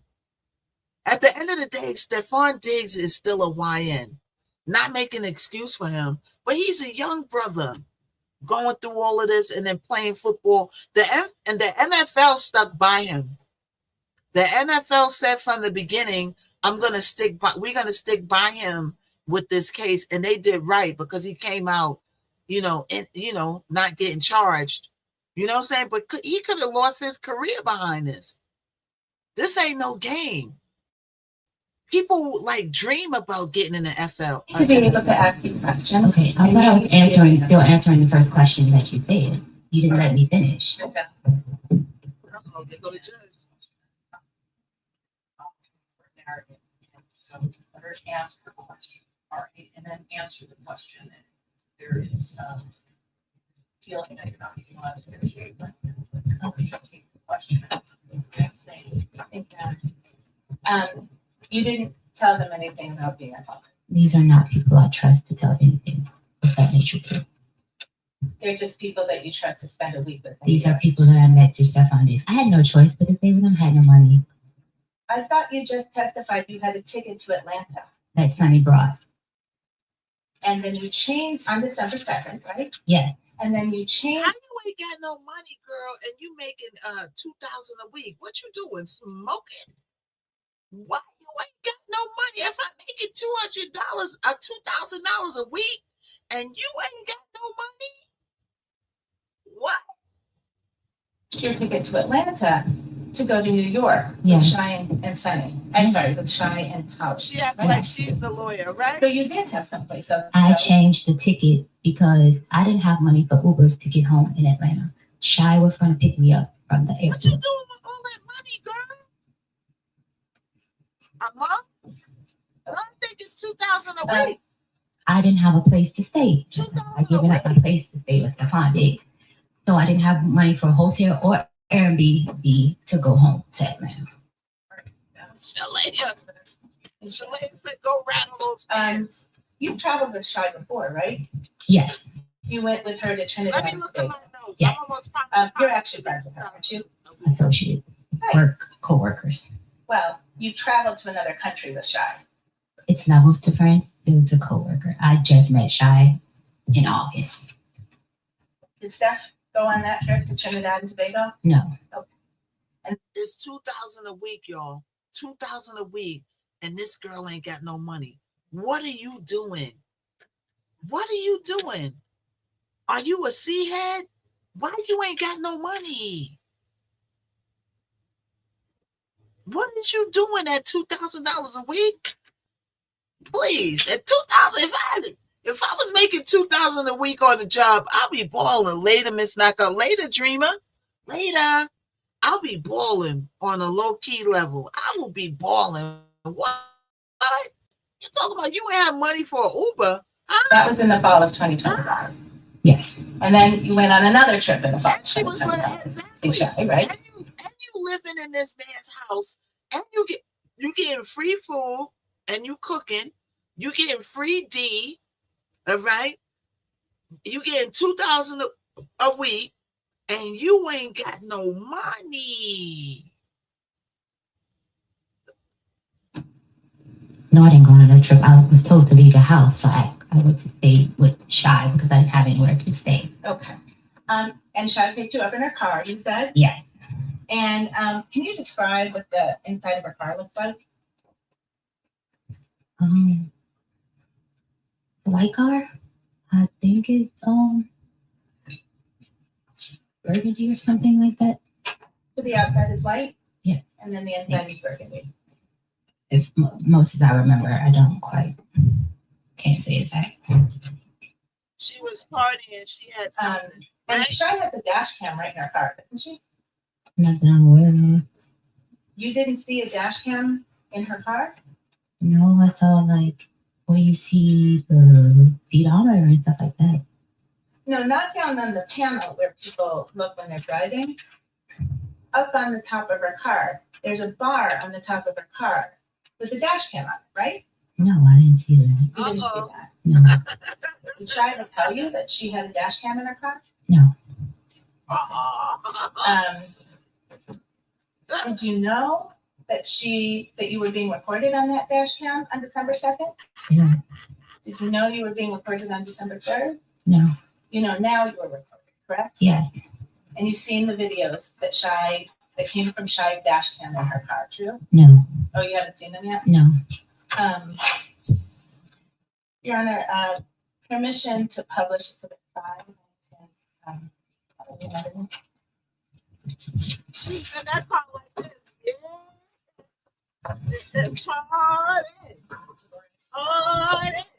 Party. Let's slap it.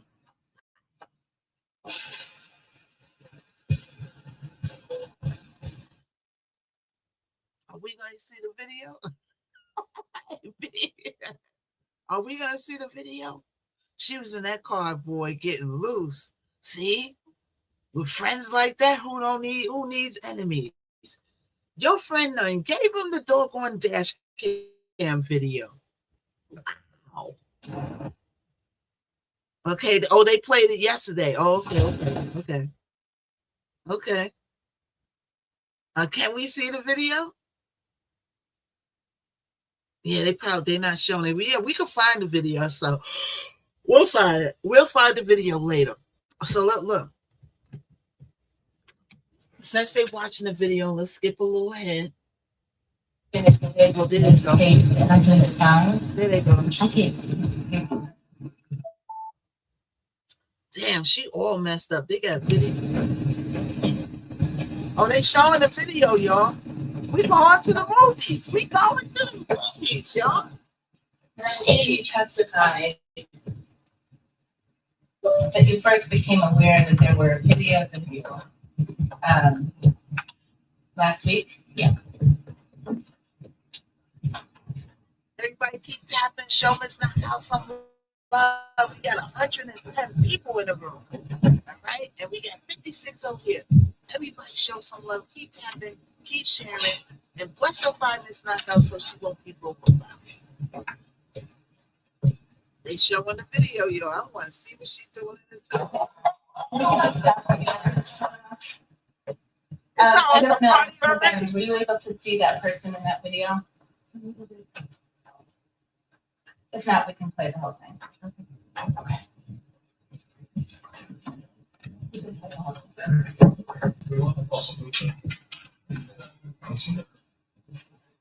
What's up, Dale, Diago? Everybody come on in. Goddess, how's everybody doing?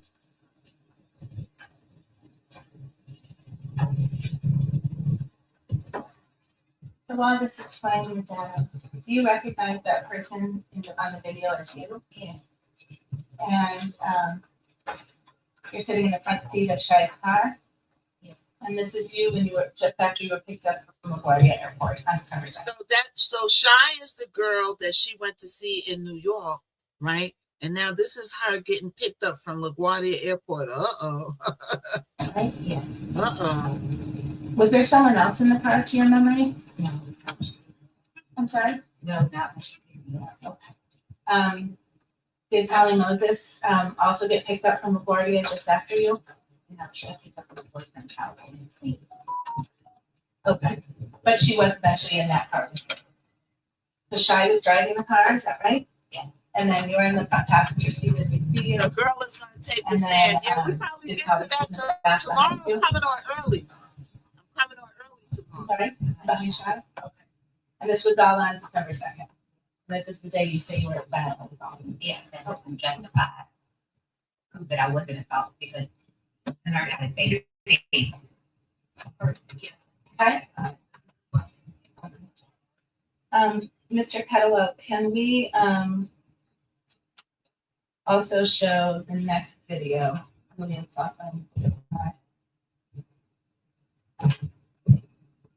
Your Honor, just for everybody on the I think it's just a number of videos. What's up, everybody on the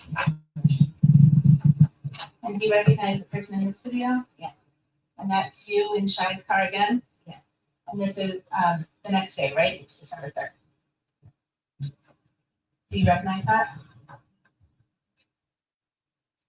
Well, I'm not able to see.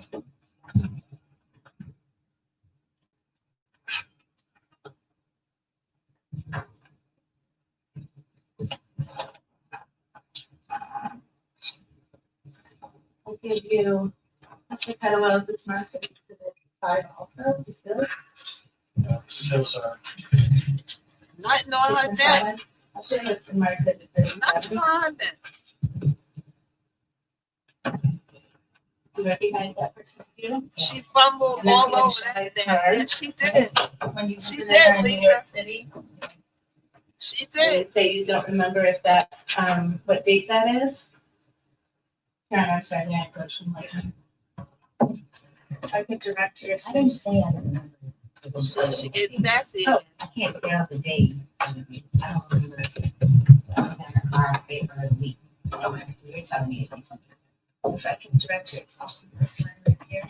2025 1203.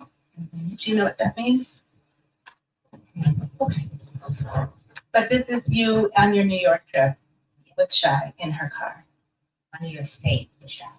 Okay. This is I've been preliminary marked. I believe that it's intended to be in the thumb drive. It's in the thumb drive separately. Still,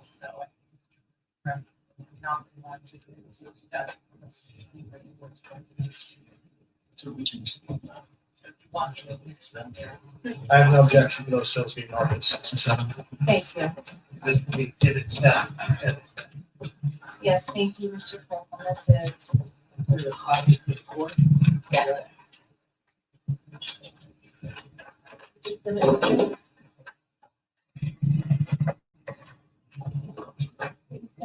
There she is in the car, y'all. So the point of this is One bag, infinite possibilities. Kate Spade. Get started on a GLP-1. I wonder did her friend give them the personalized weight loss. the dash cam footage, or did they seek it out? Because you know how friends get there. Weight loss new to make it last. You know what I'm saying? Now for $79.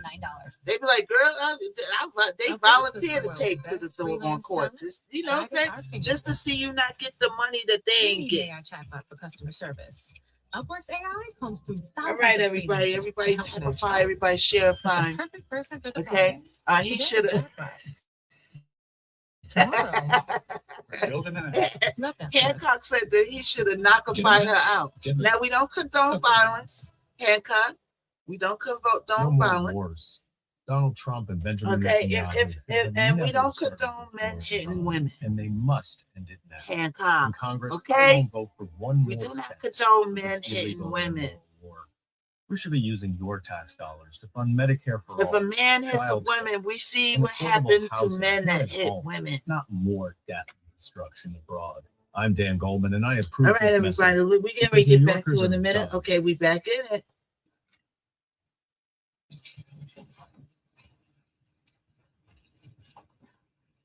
Not F1. You also had some videos Hancock put his own F1. right? I don't recall.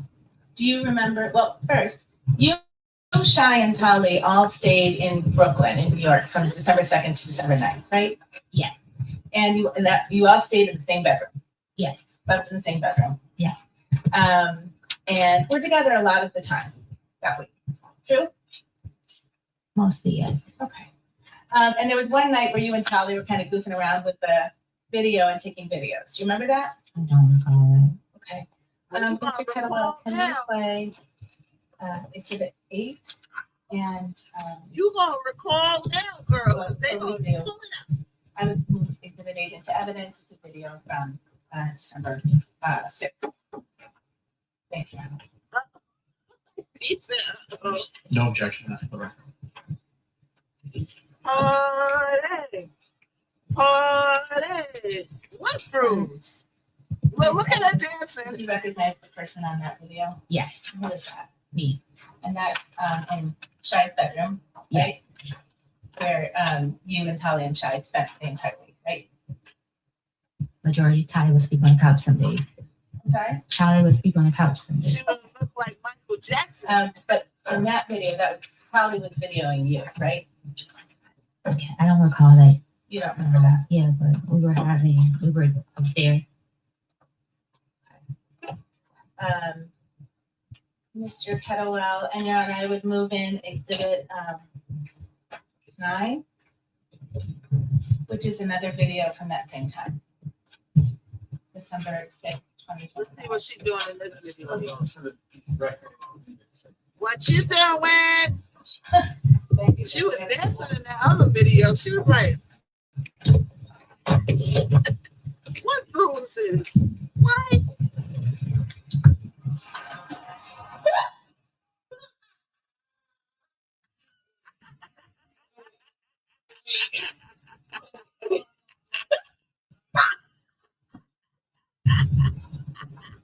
That was you on that video, correct? Yes. And Gianna, I would move in still as Exhibit 9 and 10. There was still some. Wait a minute now. Wait one. Diggity dog minute. She wasn't just doing the Mary John. She wasn't doing the Mary J. Blige 2 style. She was like this. They were like, go ahead, go ahead, go ahead, go ahead. Girl, you are so cooked. You are so cooked right now. What? Girl, you was over there doing the huckabuck.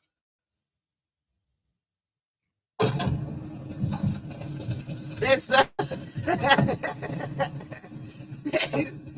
said I catch. Yeah. Now think about it. Think about it, y'all, right? Think about this, y'all. How did they get a video of her in her friend's room? How would they even know about a video in her friend's room with if her friend didn't tell her. Her friend volunteered that video. They wouldn't just know about that video. See, with friends like that, you don't need no enemies, girl. Okay, she sent that video, you cabbage patching and living your best life, because she knew that that was going to mess up the money, because people don't want to see you get ahead. They don't want you to get no money. They're going to F it up. You know what I'm saying? You have a case, you shouldn't even tell people you got a case. They're going to find something and F it up. That girl sent that video in on you cabbage patching and jammed you up, girl. If I was you, I'd never speak to Shy again. Shy is no Shy. And Ms. Adams, I just ask you to look at those and tell me if that's a fair and accurate representation of you from the week you spent in New York. That day, yes. Look at us, smile. 725. Yes. Your Honor, may I publish to the jury? Thank you. For the record. Stefan probably paid good money for that video. Offering to the jury, exhibit yeah. 9 and 10, which are two stills taken from the second video of exhibit 8. No objection. Because remember, she said that Shy knew Stefan before she knew her. Okay, Shy said she will take the 100K. Hey, Teresa! I missed today a lot. I was out handling stuff today. Oh man, Risa, you missed a lot. We watching the Stefan Diggs case. All right, we watching the Stefan Diggs case. Maybe we might go. We're gonna go through some more stuff tomorrow, and then if I get a chance, we'll run it back. You know, because I started pretty late today, Teresa. I started really late today. So we're gonna go through some other parts of the case. Okay, where you going, Hancock? Where you going? And then if we get time, then we'll show it again. We'll run it back. But let's listen. They had her from every angle. Mm-hmm. And that's a good point too that you made. Stefan Diggs probably paid that girl Shy a nice little price for this tape to put the nail in her coffinification. Right? Money talks and BS walks.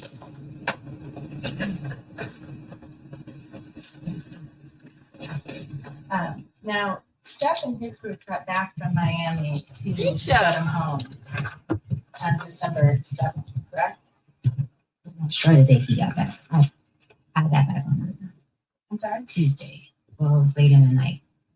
Tuesday, if I'm not mistaken. The night I got. Well, you know he got back to the Dedham house before you did. I didn't know that. When I got there, I realized that he was there. I was in no communication with him on what day he was coming back. But you were in communication with him. I asked for my pay, yes. Hancock said good night. Deshaun, good night. Can you turn to tab C, which has been marked Oh, more text messages. How much you want to bet? as exhibit 3, please?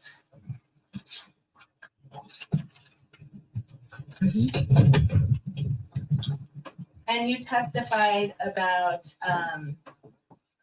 the text exchange you had with him at around 12:30 on December 2nd, where you called him a pussy, right?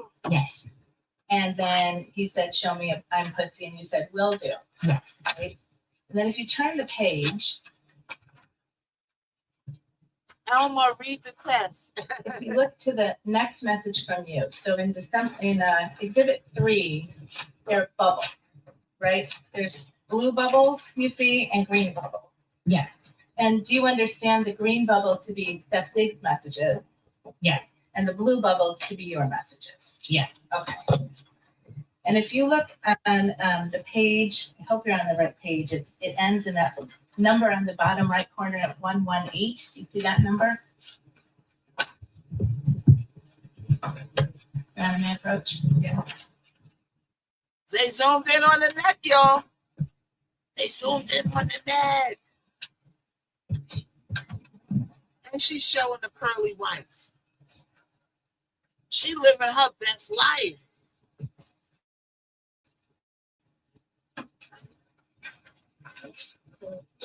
117. Thing you just looked at. Hey, no mark. No mark. No 118. No marks nowhere in sight. Can you see down here these numbers here? They set her all the way up. Good. Yeah. Hey, Correct? what's up with you? You said it. Yes. So now this is 3 days after the violent assault that you're talking about. Yes. And what did you say in that message? Hi, can you approve my payroll finance, please? I have to pay my insurance this month. Thank you. Please and thank you. And then if you could look at the next message. She set herself up. You know what? Let's not do that. She set herself up. So you were texting with Steph Diggs in the week you were in December. I'm sorry, in the week in December you were in New York, right? I texted on one time. Okay. But your testimony is you don't know when he was coming back to the Dedham house. I didn't. I didn't know the exact date. You did. But you knew he was coming back. Yes. Because that would be important to know, right? I've worked in this industry. I went off of a previous client schedule.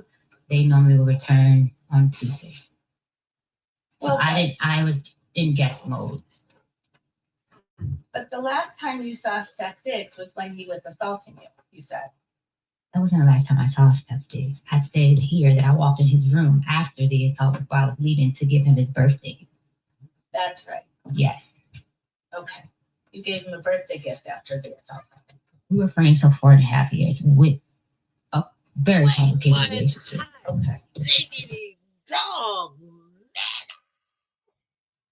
Who gives somebody a gift, a birthday gift, after they get stranglified and suffocated and they peeing on themselves? Who goes in and gives them a birthday gift? Girl, bye, Felicia. You ain't getting no birthday gift after you stranglified me. Are you kidding me? Girl. So if I could ask you actually to turn to Exhibit 4, which is behind the tab D, and Your Honor, this is an evidence. And if you look at that number on the bottom right corner, turn to the page that ends in 173.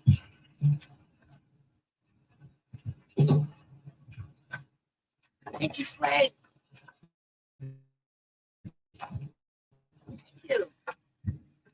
Girl, bye. And I'll ask Girl, bye. Before we get to that substance, okay? Mm-hmm. I think you testified on December 9th, you went back to the Dedham house, right? Yes. And you got yourself an airplane back to Boston, right? Sonny got me an airplane back to Boston. Okay. And you landed at Logan Airport at night. Yes. And you took an Uber to the Dedham house. Yes. You arrived around 11:30 p.m. Yes. You were alone. Yes. You came by yourself. Yes. Didn't bring anybody. No. Okay. And when you got in the house, you went and knocked on Steph's bedroom door. I went to put my things away and I knocked on his door. Yes. I'm sorry. I went to put my things away and knocked at his door. And that was around midnight on changing over from December 9th to December 10th, right? That's what it says here. I don't recall the time. It's just what the message says. Well, he didn't open his door, did he? His code was different. He changed the codes when I came back. Right. Because in that house, the bedrooms all had key codes on each door, That didn't he they? controlled. Yes. Did the bedrooms all have key codes on that door? Yes, that he controlled. I'm sorry. Charlie says she's what you call touched by an angel. Touched by an angel. Touched by, remember the commercial? Yeah, she's definitely touched by an angel, right? So you went back to the place, but she's going to say she went back to the place to get her clothes. Watch. This is a yes or no question. See if you can try it. Did all of the bedrooms in that house have different key codes on them? Yes, that he controlled. So you can. What do you mean? You had a key code. You had them snickering. She said, this is a yes or no question. Let's see if you could try it. And then the court is snickering, right? Because they know that she has a hard time doing it. Let's listen. Right? Yes. And if it was shut, it would be locked, right? No, the door had issues. I would often text Sunny, could she check and make sure my door was locked? I'm sorry, when did you text Sunny to please check if your door was locked? When I left the first week of November, when he made me leave to have female guests over. Your Honor. See how she gave it extra information? See how she slid that in? He made me leave to have extra girls come over. So on December 9th, round about midnight, when you got back to his house alone, you went and knocked on his door, right? Yes. And he didn't open it. I didn't knock. I tried to get in the door. Okay, you tried to walk into his door. No, that's how I would go in his room. I would unlock his door. Sure, just like always, right? When he needs food and his door was closed, I would go in his room. I never went in his room without permission. You going in there on December 9th was no different than any other day, right? And when you weren't able to get in, you actually sent him a text message, right? Yes. And you told him, can you read what you told him? I was coming to ask you what time you have to be at work and to say hi. That is very friendly for a person that strangled you, lady. And then you just went right back to work, right? Yeah, I went to bed. I'm sorry? I went into my room and went to bed. You went into your room and you went to sleep? Yes. By yourself? Yes. In the house? Yeah. With Steph Diggs there? Yes. And then the next morning you got up and you made him breakfast? Yes.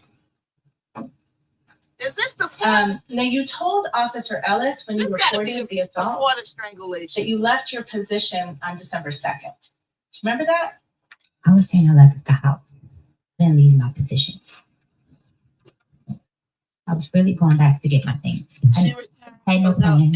There's nowhere to go, so I needed to be nice. Then she went to his bedroom. She knows she get caught out there. Did you tell Officer Ellis after the alleged assault on 12/2/2025, Adams left her position and left the residence to stay with a friend in New York? Left my position mean I left to get on a plane and go. I didn't tell them I quit. That didn't mean that I quit. You didn't quit. No. Did you tell Officer Ellis that on 12/9/2025, you returned to the house just to get your property? Yes, I was going to get my property. But you were also going to work for a while first? Basically, I was going to get my property. I was trying to get my money. I asked Mr. Diggs the next day about my money when I returned to the house. And you kept on cooking and doing your job for a whole nother week, didn't you? No, I stopped cooking. If I'm not mistaken, I didn't cook over the weekend. Sadly, I don't think she because does. I said on the 11th, I asked Mr. Diggs in front of his mother and Chef Charles about my pay. Thank you so much for the orange heart.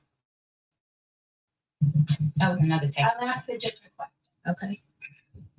On several days of that week, you simply kept doing your job, right? And asking for my pay.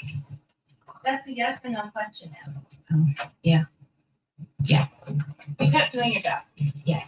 Officer Ellis was wrong when he wrote that you left your position on 12/2. I left the house, so him putting position didn't mean that I left my job as a chef. I left the house on December 2nd. So you told Officer Ellis that you left your position, but you meant you left the house to go to New York. So I left for the day. It wasn't that I was saying I quit or I left, saying it in a way that I quit my job. I didn't say that.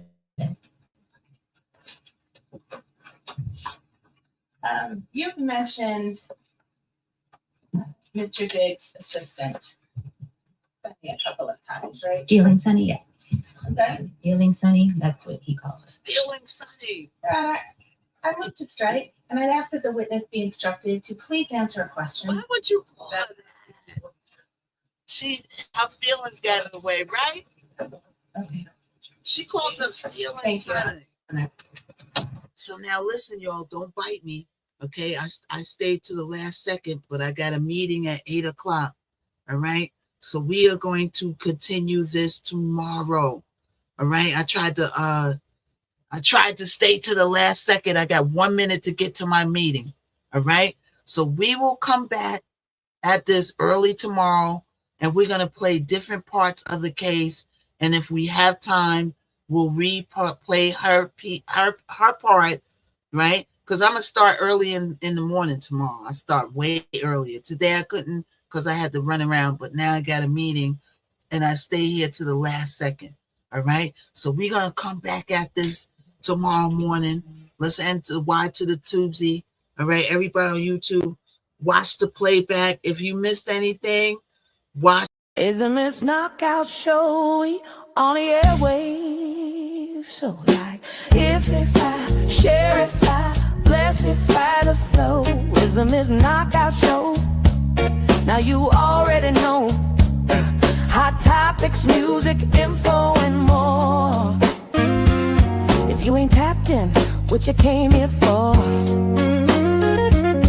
MKO got the vibe, that's a full takeover. From beats to biz talk, yeah, the queen stay in clover. Trending every lane, I'm the glow you can't block. When I drop gems, whole chat goes shock. We don't do brokeify, now we amplify. Stay blessed if I let the energy fly. Hit that tapify, keep it all in the flow. Cause it's the Miss Knockout Show. Knockout Show. Hot topics, beats and the glow. You rockin' with Miss Knockout. Let's go.